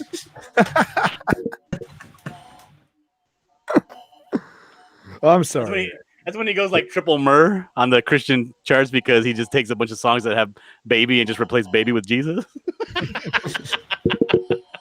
What do you think, Rick? Sounds like a hit, right? Sure. Right, that's the It ain't green a light. hit John. unless Nate Dogg spit. Yeah. So I'm having a hard time visualizing what you described for the fifth panel, though. Okay, so I guess it would be in like I said, you probably see the whole room in this shot. No, well, what I'm asking is, is he trying to lead her to God right now? No, she already knows God. She's a Christian. He's a Christian. He's just saying that she's been frozen in time. She called out to God, and she survived that. Maybe you should reflect on this and ask God why, sort of. And then the last panel is what? Him telling her what?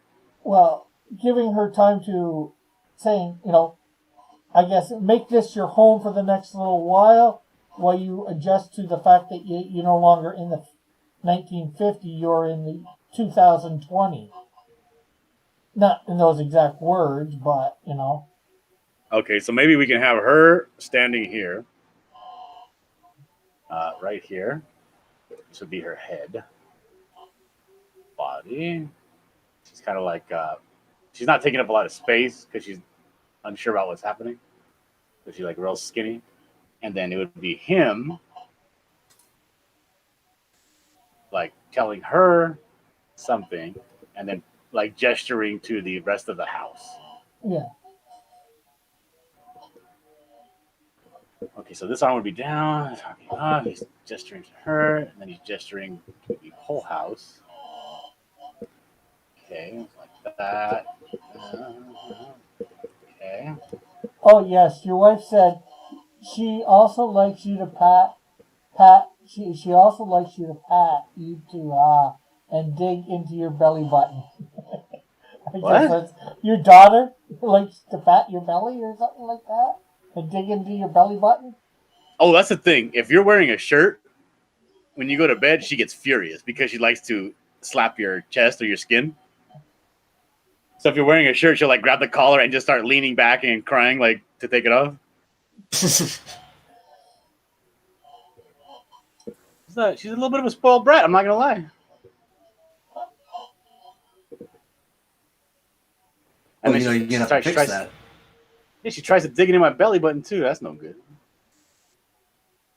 Need some discipline there. Yeah.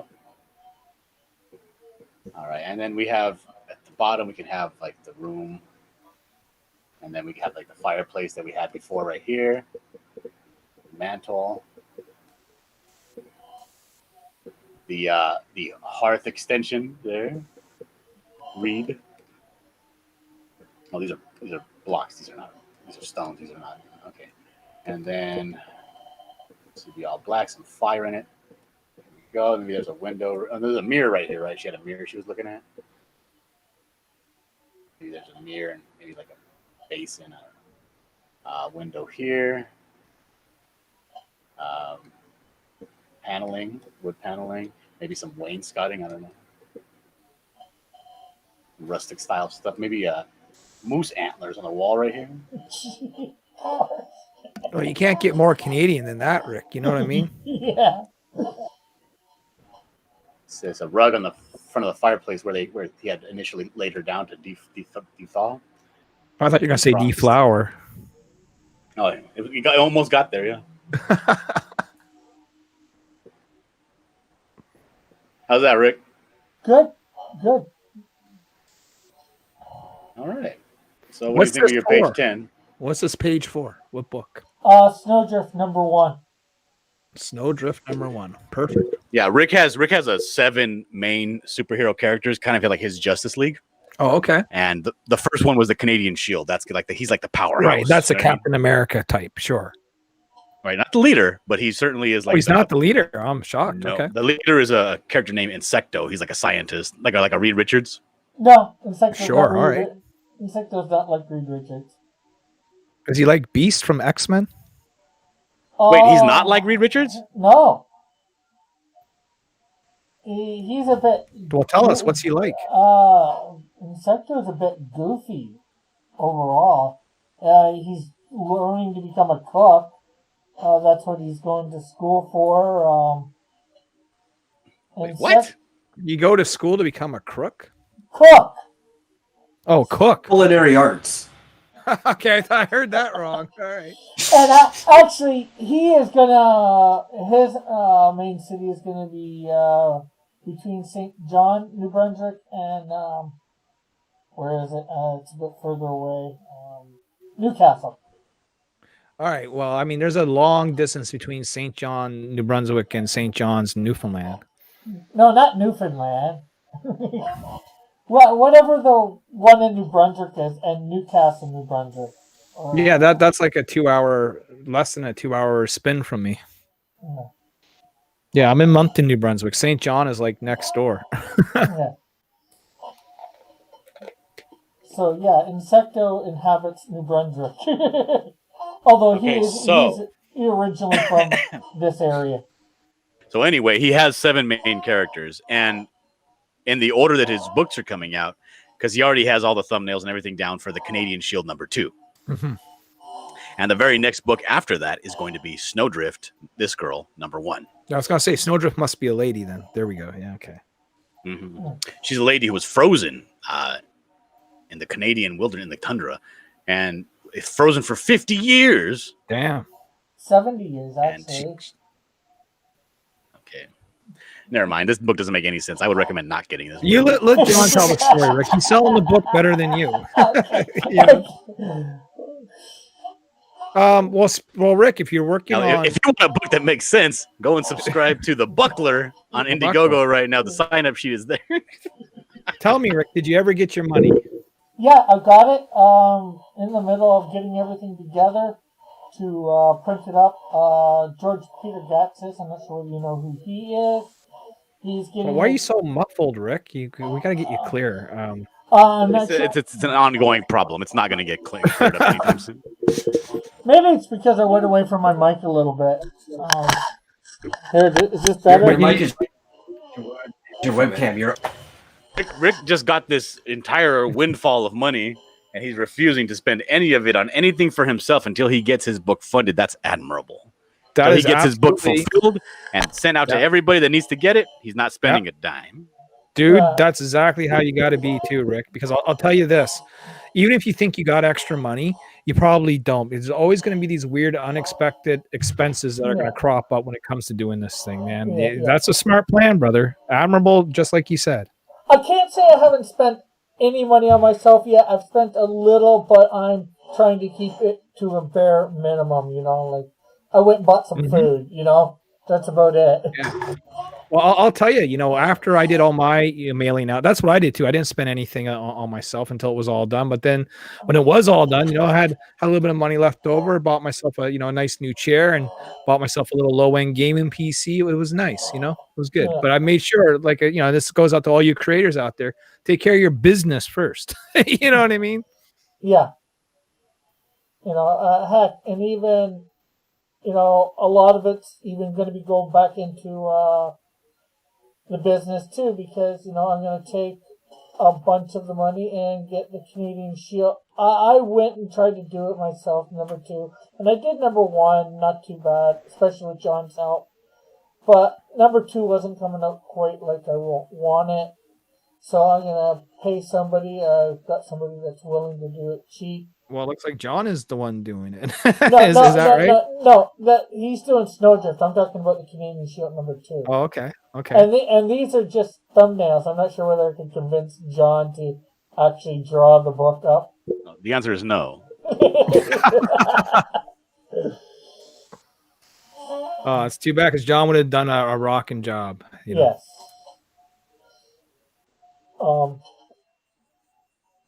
I actually have a way that we might be able to solve this problem temporarily. Rick, your webcam's not active right now, right? No. I'd probably turn off my... How does it clip onto your computer? Can it hang from your collar? We might be able to turn this into a lapel mic. Because you actually sound really clear when you take it off and point it at the screen to show us stuff, because your voice is next to the webcam. How about now? How do I sound now? Better. Okay, I got it like 6 inches from me. Less than a foot, I'd say, for sure. Make You it just need to- make Rick, it 2 inches. Rick, what you need is to take $20 of that money and get yourself a fucking headset, dude. That's what you need to do. Hey, we already discussed this. He's not going to spend a dime. Hey, hopefully in a week and a half, I will have books printed and I will have it sent out to everybody because doing Mixum, they have a pretty good turnaround rate. It looks like for getting the books to you, sending them, and when it says expect to arrive, and then I'm gonna have it so like. I've only got like 50, 60 orders to do, so I'm going to have everything in to go probably the same day that I get the books or the next day. And then that day or the next day, I'm going to be going to the post office with 50 or 60 parcels and mailing them. I got something to show you, Rick. Check this out. All right, well, Rick, in the meantime, this page is done. Yes. I am going to save it. I'm going to shoot those 3 pages we just did over to you, and Okay. I am going to get out of here. Okay. Sounds good. Later, To me, it sounds good. Why is me getting out of here sound good? Well, because you have to go. Your wife wants you. You want me to say it's horrible that you have to go? Yes. Okay. Horrible that you have to go. Or This maybe is he just wants you to say thank you for doing this for me. There you go. There's a smart guy over here. This is Dylan. Don't make him leave. Dylan, don't leave me here. Well, you're not talking anyway. You can just hang out. Yeah, I was making some adjustments to that page. I showed it to them. They were like, "Hey, can you change this?" No, that's what I was doing. Now, what you guys should do while I'm gone is talk about the coloring book and how cool that's gonna be. Oh yeah. Mm. Wait, what? The coloring book, Avery, the one that you sent a picture for. Oh yeah. That's the one. I just took this Tuma. It's like you need a Halloween thing, so it's like I've got this Tuma Dracula thing. I'll just make it generic Dracula, not Tuma Dracula. There you go. Yeah, you gave me that picture of that girl, and like the entire picture is just her crotch and her like fingers spread around I didn't the know. perimeter I of thought the it was- crotch. I thought it was for grown-ups. Oh, okay. Well, there you go. I thought it was a coloring book for grown-ups. It's a coloring book for I guess Everybody. Oh well. I didn't. There was no nudity. There wasn't, no, but just heavily implied. The thing is, you're very good at anatomy, and there was like a lot of flesh around the crotch area. A lot of indentations and rolls. Yeah, and, you know. I have a lot. I got a lot of artwork I need to show you, man. My really old stuff is creepy and perverted. All right, Oh, here we are. perfect. Okay, Rebel was wanting to show something. You said you got something to show, Rebel? Oh, I already showed it to you, but maybe you weren't looking. I just got these back the other day, Rick. These are Signature Series Niobe comics graded by CGC. They all came back a nice 9. I don't know why the camera's showing them backwards, but Oh, it's only for you, so you could see it like a Oh, mirror. Everybody else sees it right. oh, okay. Yeah, it's my first time using the Google Meetups thing, so Yeah. I just Yeah, they do started- the same thing in Discord too. Yeah, I just but yeah, they all started- came out 9/8. They're all really nice. Yeah, I'm really happy with these, man. They're pretty cool. How much did that cost you to do? I'm waiting to find out, Rick. They haven't charged me yet. Oh. And where did you get that done? GC. BC. So I sent them in like 2 months ago. I was waiting for some sort of PayPal or invoice or something from them, and nothing. And I just went through like the last 2 months of my bank account to see if they snuck in a charge somewhere. No. So basically, I sent them books. They graded them. They slabbed them. They shipped them back to me, and I still have no idea what I owe. Oh, lovely. So I don't know if this is a gift. I messaged someone there last week, and they never got back to me. So I don't know. Right now they're free, but I'm sure that's not going to be the case. I'm sure the hammer will fall here at some point, and someone's going to catch on. Yeah. Maybe send me a link to where that can be done. Because did you find out that through a website or? Well, I'll tell you. If you're going to get them done, generally speaking, it's $20 US a book, and then there's like a shipping fee because we're international. So they charge like a bare minimum of $60 to ship to Canada. So if you're going to get some done, you better get like a bunch done at once. You know what I mean? To make it worth your $60. Yeah. Yeah, just because So I'm like wondering. next time I send to them, I'm sending in like 10 books. You know what I mean? Yeah. All right, Rick. I got page 7, 8, 9, and 10 thumbnails sent to your DMs. So there you Okay. go. Thank you, John. All right, guys. I'll see you guys later. Thanks for hanging out. You want to catch you later. What's up, brother? John? You want to come on John. tomorrow and do the rest?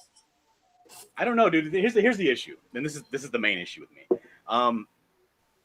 Today was like 108 degrees, dude. It was really hot. Yeah. And this little room, the air conditioner overheats when it's hot during the day, and it won't cool the room down. It only starts working around like when you start like 7 o'clock, Oh, okay. and it takes about an hour to get the room tolerable. So like Okay. if you go on late, I probably. And then again, right now this is like the time where I need to like have dinner, eat dinner, and put the kid to bed. So it's like I don't know. It's always a crapshoot. I'm not sure if I can or not. Okay. I just figured I'd ask. But if you wanted to do something earlier in the day, because I'm going to be up because I slept today, so I could be up tonight because I got to work on that chicken coop as well. Yeah. And I don't want to work on that thing when it's 108 degrees. So if I can, I'm going to work on that tonight. So if you want to do something tomorrow morning, that's fine. Okay. But I don't know. Sounds good. That's why I can't commit to a schedule right now, Rick. It's too hot. I have to It's too see hot to trot, Rick. But anyway, I'll see you guys later. Okay, later, later. Dillard. Later, peace out. Avery. Later, Rebel. See you, Later, brother. Malcolm. Hey, Malcolm in the middle. I'm not sure. Mallard, me? Who knows? No, he's talking to me. Because my pen name is Malcolm Turzik. Oh, yeah. Yeah. So let me ask you guys, how do you find this like Google's meetup thing? Like how many people can you have on? What are its limitations? Like is it as good as StreamYards or worse? Or what do you guys what's your take on it? I'd say it's probably as good as thing. You would need OBS to run it because I'm using my OBS and piping it through OBS. Mm-hmm. You know, it's Yeah, like that's what I do anyway. Yeah, it's like Hangouts or whatever. It seems like a combination. How many people can you have on at once is my question. I'm not sure yet. I'd say like have you guys had more than 6 on here at once? I'm not sure. I think today's the most we've ever had. Yeah, this is the first time I've But looking it up, Google Meet, formerly Hangout Meet, can create a video with up to 100 participants. Whoa. That's nuts. That is nuts. And that's like the standard version free. Everyone can do that, I would assume then. I don't know. There's a lot of details on here. Yeah. Okay. No worries. Yeah. I'll look it up here at some point. I was just wondering if you guys had the quick answers, you know. Yeah, and I found it because my Chrome wasn't working for Hangouts, so I took the Hangout stuff, put it in Firefox, and Google Meet came up. You know. Yeah.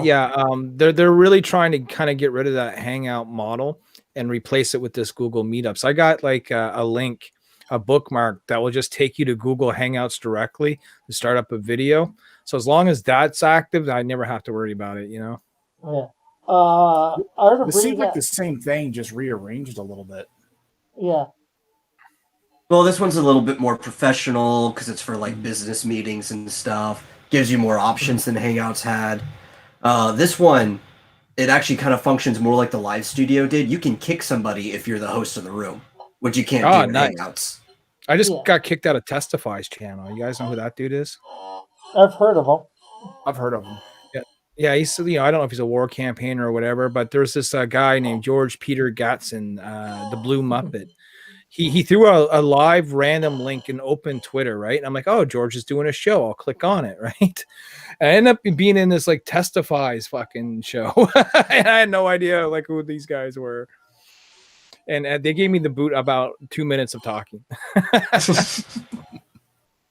I think they said something about me being anti, and then like next thing you know, I was gone. So whatever that means. I don't know. But yeah, no, this could be cool. I'm gonna have to play around with this meetups. You know, I'm still using Hangouts. Like I still haven't even made the switch to the StreamYards because they make you pay to get rid of the logo and have the 10 people on and to have your graphics in the background. And I can do all that with OBS for free. You know what I mean? So, yeah, that's why I don't use it. I have just OBS. Yeah. Well, actually, StreamYard you can have the 10 people on for free. It's just that you only get 20 hours a month. yeah, there's also that limitation. I stream a hell of a lot more than 20 hours a month. I don't know what the hell I've done with my life, but yeah.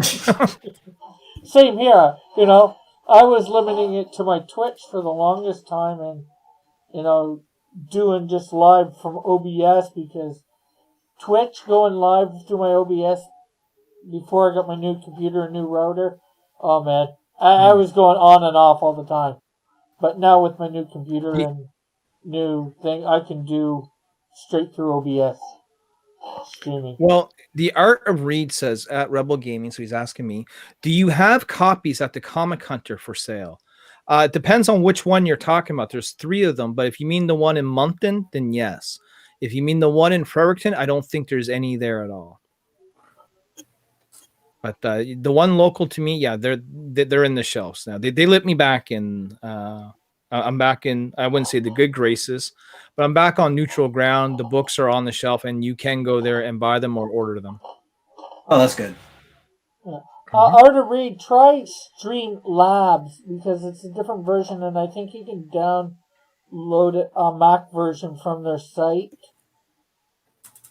I'm not 100% sure of that because he's just saying OBS. Yeah, Streamlabs OBS is a little bit different than OBS Studio. Streamlabs OBS takes a lot more resources to run. It will chug your computer if it can't handle it. Yeah, because it's got all the like the what's it called, the call out cards and stuff built into it. You just plug and play.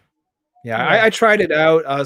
Things were lagging, things were, kind of stuttering. I'm like, never had the problem with Studio, so I just, I stick old school until I have to change. You know what I mean? Yeah. Yeah. I was just suggesting it because he said OBS doesn't seem to work with his MacBook, so. Yeah. So there might be a version of a Streamlabs that's compatible with Mac. I mean, that's one of the downfalls of having a Mac, though. I mean, as many great, perks there is, just a lot of things, are still not compatible with Macs. A lot more things have become compatible, but there's still a fair number that, doesn't quite work as well, Yeah.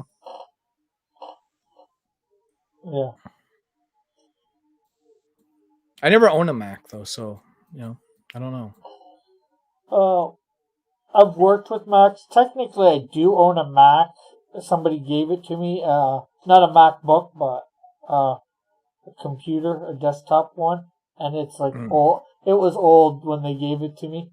I had it working for a bit, and I got to do something to see whether I can get it working again. Well, let me ask you this. You mentioned new computer. How's that, working out for you? Good? Yeah, good. Very good. Well, I'm using it right now, to go onto OBS and, or do this through OBS. And I haven't had, as far as I know, except for getting my audio adjusted, which is my mic, going through my camera. Well, if you're just using like a basic sort of webcam and your mic is on that, I mean, I'll tell you, you go to Best Buy, you buy a $20 headset with a mic, USB headset that you can just plug in, and you're going to sound 10 times crisper, my brother. And it's only going to cost you $20, dude. You know what I mean? Okay, Avery, we'll catch you later. Yeah, see you later. Later, guys. Yeah, I tried to help him set up. We also, I don't know if you know Evan Hotep, he helped him set up too. Pretty much everything's running fine. Though the one downside is his graphics card doesn't have hardware encoding. So it really limits what he can have in his OBS before it starts like losing frames drastically. Yeah. You only have like a very few scenes set up at a time. Yeah. Now, I'm assuming this is a desktop and that there'd be an open expansion slot for new graphics card then. Yeah, he can always change it out. Yeah, he can upgrade. Yeah.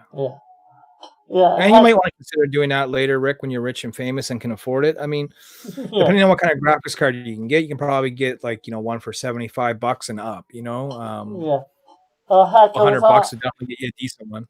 Heck, I was on Twitch the other day playing Fortnite, and I think when I'm playing Fortnite, I think my frames per second drop for some reason. Yeah. Any other game I mean, there's lots playing, of tweaking you can do within your OBS and your computer itself to make it run smarter and run faster.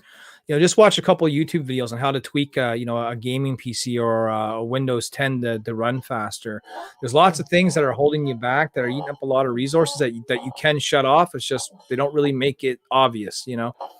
Yeah, like especially if you're gaming, you don't need your webcam putting out at full resolution, so you can drop it down to even like 480 if it's just going to be in the corner, and that uses up a lot less resources too. Yeah, well, heck, I'm not even using my webcam at this point when I'm gaming in the corner. Well, then you should delete the source for the webcam when you're not using it, because that also takes up resources. Well, I don't think on my game I have a profile, a scene collection for gaming. I don't think I have I have my webcam in there, I think, but it's on a different one of the things that you click, the scenes. Mm-hmm. Yeah, it's there's a scene for my webcam, and then I have a scene for gaming, and not in any of the source. All the games that want to play live on air are in there, a source for it for them, but there's no webcam source for it. So Yeah, just keep your sources to a minimum yeah, and only put in what you need. yeah. I think what I've got to do is maybe make sure the webcam shuts off when I'm not using it, and B, I think I'm not sure what happened, but while I was playing the game Fortnite, I had it on it, but somehow it switched scenes while I was in the middle of playing. Maybe I hit a key for it to go to my webcam. Yeah, you might have it accidentally set to a hotkey that you use in the game. Yeah. So I'll have Fortnite. I got suckered into this weird game that I thought I would never play in my life. But we were trying it last night. It's called fucking Fall Guys. Oh yeah, the Battle Royale Wipeout game. yeah. Man, that's pretty hard, man. I thought I was gonna breeze right through this. And like, I'm like, God, I'm gonna be playing against 6-year-olds, and I'm gonna win. God, no. No, I'm lucky if I can make it to round 2, Damn, man. Something so simple looking, yeah, it's hard, man. There's one where there's all these seesaws. You kind of have to balance and walk across, and it looks easy until you try it, and you're like, oh my God, what's going on? But, free game, had to try it. It was free on the PlayStation this month. Cool. Yeah, it's the current hype. The current hype. I figured maybe I would stream that on my Twitch channel, see if I couldn't, get a couple extra followers, right? So far, not really. People seem to be more interested when I do like a just chatting sort of stream where I'm just talking with comic book guys.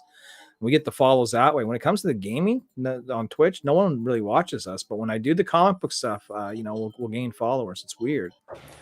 You know what actually always got me a lot of viewers, and I might get back into it, is there's a officially like free version of the Pokemon trading card game online where everything's free about it.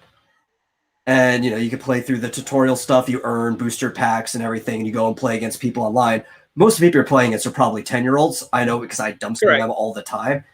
But like people just like watching it, it's chill. You can talk while doing it too. Yeah, Magic the Gathering's got one out. Yeah, they do. The arena. Yeah, I was a big old school Magic guy back in the day. I never played the the Pokemon card game, but I used to play a lot of Magic. And then I play another game that's on the PC called Hearthstone. Oh yeah, Hearthstone. That's a pretty good one. It's the Blizzard one. Yeah, it's the Blizzard one. But people like the card games because you don't have to focus like super hard on it, since there's turns and everything, and you can kind of just like talk freely. Yeah, no, for sure, man. Yeah, kind of chill. You don't have to watch like every single second. That's why I like playing Hearthstone. Sometimes I get home from work and I don't feel like playing like an intense game. I just want to kind of like lean back in the chair and just kind of relax and take my time and Yeah. Where I play like Tekken or something, every second in a fighting game is like, life or death. Yeah, you get the loading screens and that's about it. Yeah, that's it. Yeah, it seemed with I've been playing Destiny 2, as well. Unless you're, upgrading stuff. Pardon? No, I'm just playing around with this this program here. I'm trying to figure out how to screen share, how to turn the camera off. Just farting around here. Yeah. Present now is where you would screen share. What's that now? Present now. I see. Okay. Yeah, I got nothing to share at the moment, but yeah. Well, you were asking something. I'm telling you. For later reference. I probably already showed you like the latest cover we had from Paul Green. I probably showed that to you like last week, Yeah. But looking to launch at the end of, probably the first week of September now. Yeah. We got all our covers done. We're working on pages now. Once we get a few colored, then I'm going to slap up a Kickstarter and see how it goes. I want to try and get one up long before October, though. Like, Yeah, I'd like to get I'd like to try and go through Kickstarter and do a like coloring book, small little thing where I'm not expecting to make a lot of money, if any money, just enough to get it, fund it, print the book, and ship it. Yeah. Well, let me ask you this: how did you finally resolve things with Indiegogo? Like, did it come down to you having to transfer the funds to John, or they actually get it to your bank account? How did that all go down? I had to get it to go into John's bank account, and then he transferred to me through PayPal.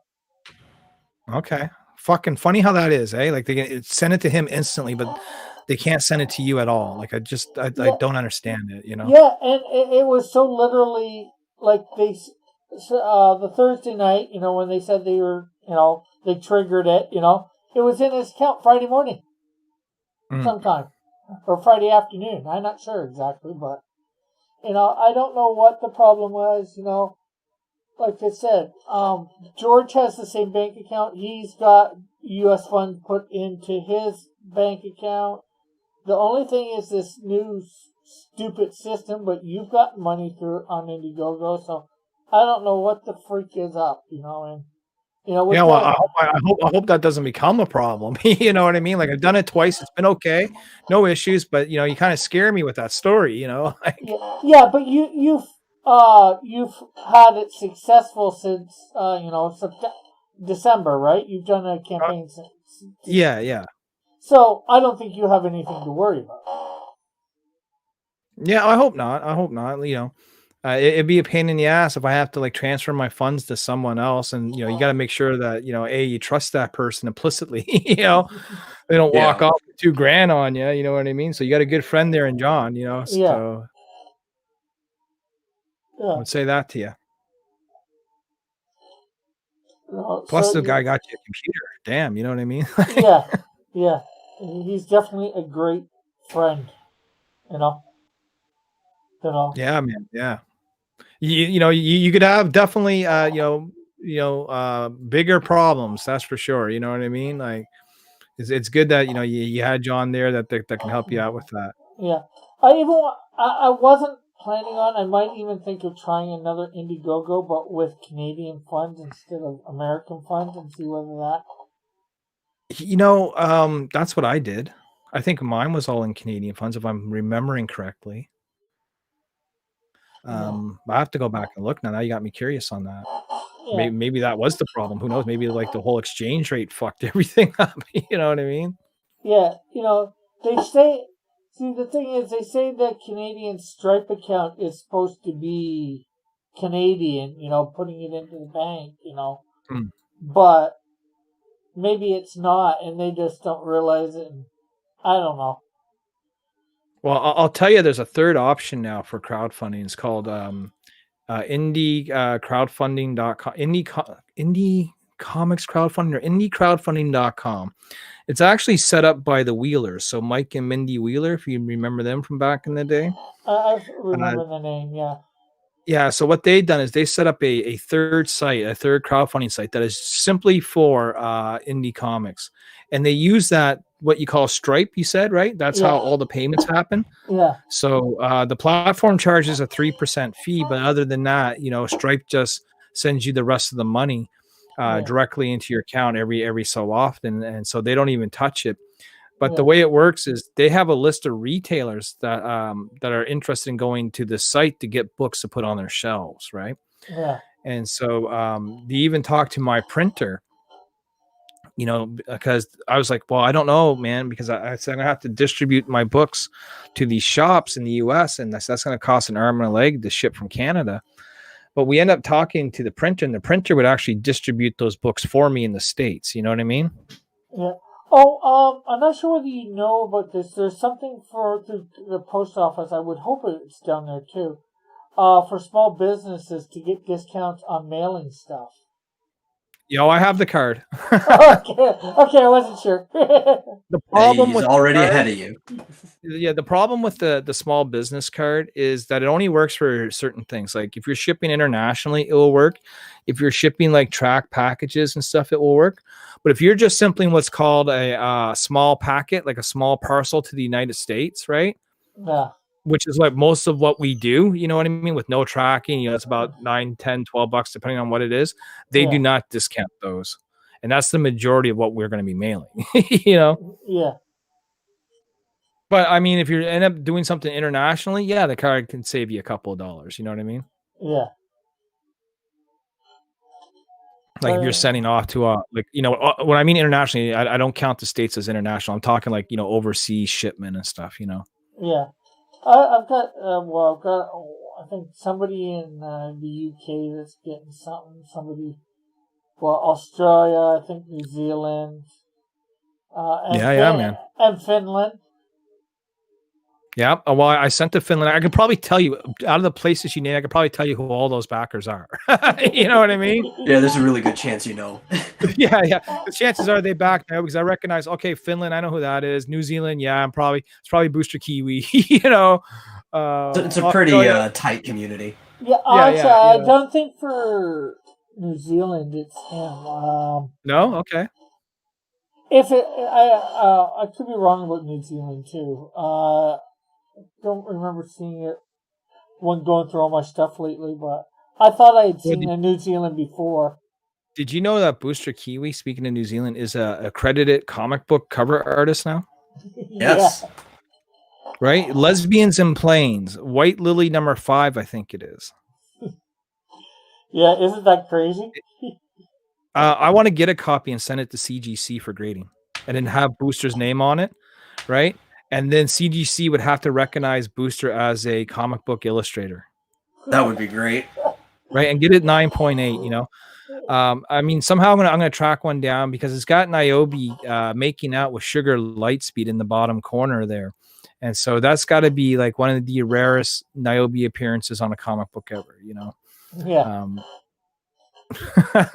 So I got to get one for myself regardless. But yeah, he put a lot of stuff on that cover. Yeah. I mean, well, I could probably name every single person that's on that cover or their characters. And GOP, he's the one that put that together. I remember when it was all pitched in one of the off airs that we were in, you know. And I'm like, Preston's never going to go for that. And fuck, sure enough, he went for it. You know what I mean? Like, my buddy actually won Preston's contest. You know, I'm not sure if anyone keeps up with him. I barely do. I just kind of get news, you know, secondhand. But my friend here, Larry Holder, he was doing a book called In Time and Space, and Preston had this contest for his new imprint, his new Comicsgate label or what have you. And, you know, you pitch a story to them and they kind of like eliminate you. You do the process of elimination until like there's only one left. Well, Mr. Holder happened to be the one left. So he just won like $2,000 American to put towards making his next comic book. Right. So. Oh, that's awesome. Yeah. I mean, I don't know if I would ever go that route, you know, with Preston, just because me and him would have some differences. And, you know, I would never want CG label on one of my comic books. You know, I like doing my own thing. But for him, it's great because he really needs the money to do this. You know what I mean? Yeah. And, you know, he's going to have Preston, you know, who's done many successful campaigns, you know, kind of helping him along the way. Yeah. And, you know, right now he's still got another book that's kind of in limbo that he needs to finish. And hopefully, you know, he'll be able to do that. Yeah. For sure. Well, it is 2:00 here. I need to get some sleep. So, 3 a.m. for me, buddy. Yeah. But you're used to the late nights. You work at the hotel or motel? Yeah, I work at a hotel graveyard shift. I'm not at work tonight. It's one of my nights off, but you know, generally speaking, I still kind of keep the same schedule, or else it will fuck me all up. You know. Yeah. I was up earlier today. I ran around. I went to the comic shop. You know, had to take care of a little bit of Niobe business. You know. Yeah. Then I came home and power nap for a bit, and then I did like a 2-hour stream of my own. I invited you, and you never showed up, man. Yeah, well, it was like about 20 minutes or 30 minutes before I was supposed to go live. So. Oh, I see. Okay, yeah. Yeah, I know. I put the link in your chat, figuring maybe some of you guys would drop by, but it's all good, man. Next time, man. Yeah. Yeah. It was just, I'm Every- always on Rick's I mean, I'm stream, and gonna he has do a them fixed every- schedule. Yeah, I'm gonna do them every Wednesday night at 9 p.m. Eastern. That's kind of the time frame I took. So yeah, if it runs close to you, I'm sorry, brother. Yes. You know what I mean? Yeah, no problem. Most of our audience is different. We have a few, I think, overlap people, but it's all right. Oh yeah, for sure, man, for sure. I was saying the same thing with Tyler Carpenter. He's like, LP, why you always run when I run? I'm like, dude, I'm sorry. I said, like, I just do it when it's convenient for me. I said, if I was to treat this like a fucking television schedule and you can't run when another show is on, then I would never be able to. Yeah. Because everyone's on always at the same time. Yeah. In a lot of ways, I decided that a long way back, but I gave the 10 o'clock time slot up to somebody else. They were wanting to do it at the same time. I'm like, okay, do it. Because we had a lot of overlap, and I didn't want to force people to choose between. So I'm like, okay, do it. Well, I always look at it like, watch the show that it's like wrestling, right? Back in the day, they had WCW and WWE, and if you're lucky, they were both on at the same time. Now in Canada, they weren't, right? Like WCW would be on Wednesday night and Monday Night Raw would be on Monday. So you never really had to choose. But in the States, you would have people that would like choose one and then watch the other one later, or like watch both at the same time. One guy was telling me, he's like, man, there was like 3 streams going on at once and I had them all up at the same time. He said, that was damn hard to watch, like. I'm like, dude, I said there is this thing called the rewind. You can always watch them later. I mean, that's the great thing about YouTube is that they're kind of archived, until you pull them down. Yeah. Well, one of the cool things about Twitch is that there's a multi-Twitch. If everybody was on there at the same time, and it's mostly like if people are gaming together, you can just like multi-Twitch multiple users at once and have all of their screens on the same tab, and you can see the game from like each of their point of views. Cool. Yeah, that'd be cool, man. Yeah. I'm still playing around with Twitch. I'm trying to get that 300 mark. We're at like 281 followers right now. The Twitch channel is actually growing faster than the YouTube. Like if this growth keeps up, probably in about 6 months, my Twitch will probably have more followers than the YouTube has subscribers. You know what I mean? Yeah. Which isn't a bad thing. Whatever platform is the one that wants to grow, we're cool with it. It's just with Twitch, it's like the Wild West. I never know who's who in there, right? And it's just so many randos and trolls that show up. Where in YouTube, I can pretty much guess it's gonna be the same 12 to 15 people that might drop by. Yeah. Well, it's a lot easier to find people on Twitch, right? Because on YouTube, if you're not already subscribed, you're probably not going to find a live channel. But on Twitch, they have, screens dedicated to finding people doing things that you're interested in. Yeah. I mean, sometimes you have to scroll down a ways to see that, but so far so good. It's been treating me well. Rick, you mentioned having to go, so I'll stop blathering on. I'll let you end your show. I know it's too easy to get talking sometimes. Okay. Yeah. You get on a different subject and tangent, Yeah. But do you want to promote anything, Rebel? Before you take Dude, I mean, right now, if anyone's interested in our book, they can go to gumroad.com/Niobe Comics and they can buy right there from me directly. I'll send them out within a day or two. They come in Gemini mailers. They'll all be nice. I got 5 books back from CGC, all 9.8. So we'll send you the best ones we got. Other than that, just hold on tight for 2 or 3 more weeks, and hopefully, if you're interested, you can come back a Kickstarter where it really counts. Cool. Okay, Metal. That's it, brother. Oh, the same thing I always promote. Go to my website, xdynamuschaos.com. I got a lot of free stuff for you to enjoy. You don't have to pay a dime, but if you like it, I will take a tip, because you should support the things you like. Right. Or you could buy a physical version of things. That helps too. Yeah. Rick, I got a tip for you. Yeah. Don't eat yellow snow. Good tip. Don't pee against the wind. So, there's another tip. Good tips. Great tips, man. Take those to the bank. They'll save your life one day. Yes. Okay, thanks everybody on the panel who's come on, who's on right now and who's already left. And thanks everybody in the chat for coming by chatting. I hope everybody's had a good time. Make sure you check out the links in the description if you haven't already. Subscribe or whatever. Follow me wherever. If you haven't got the Canadian Shield, go get it. We are ending the In Demand on, or more accurately, I'm ending the In Demand on Friday. So, bye for now. God bless. Have a great day.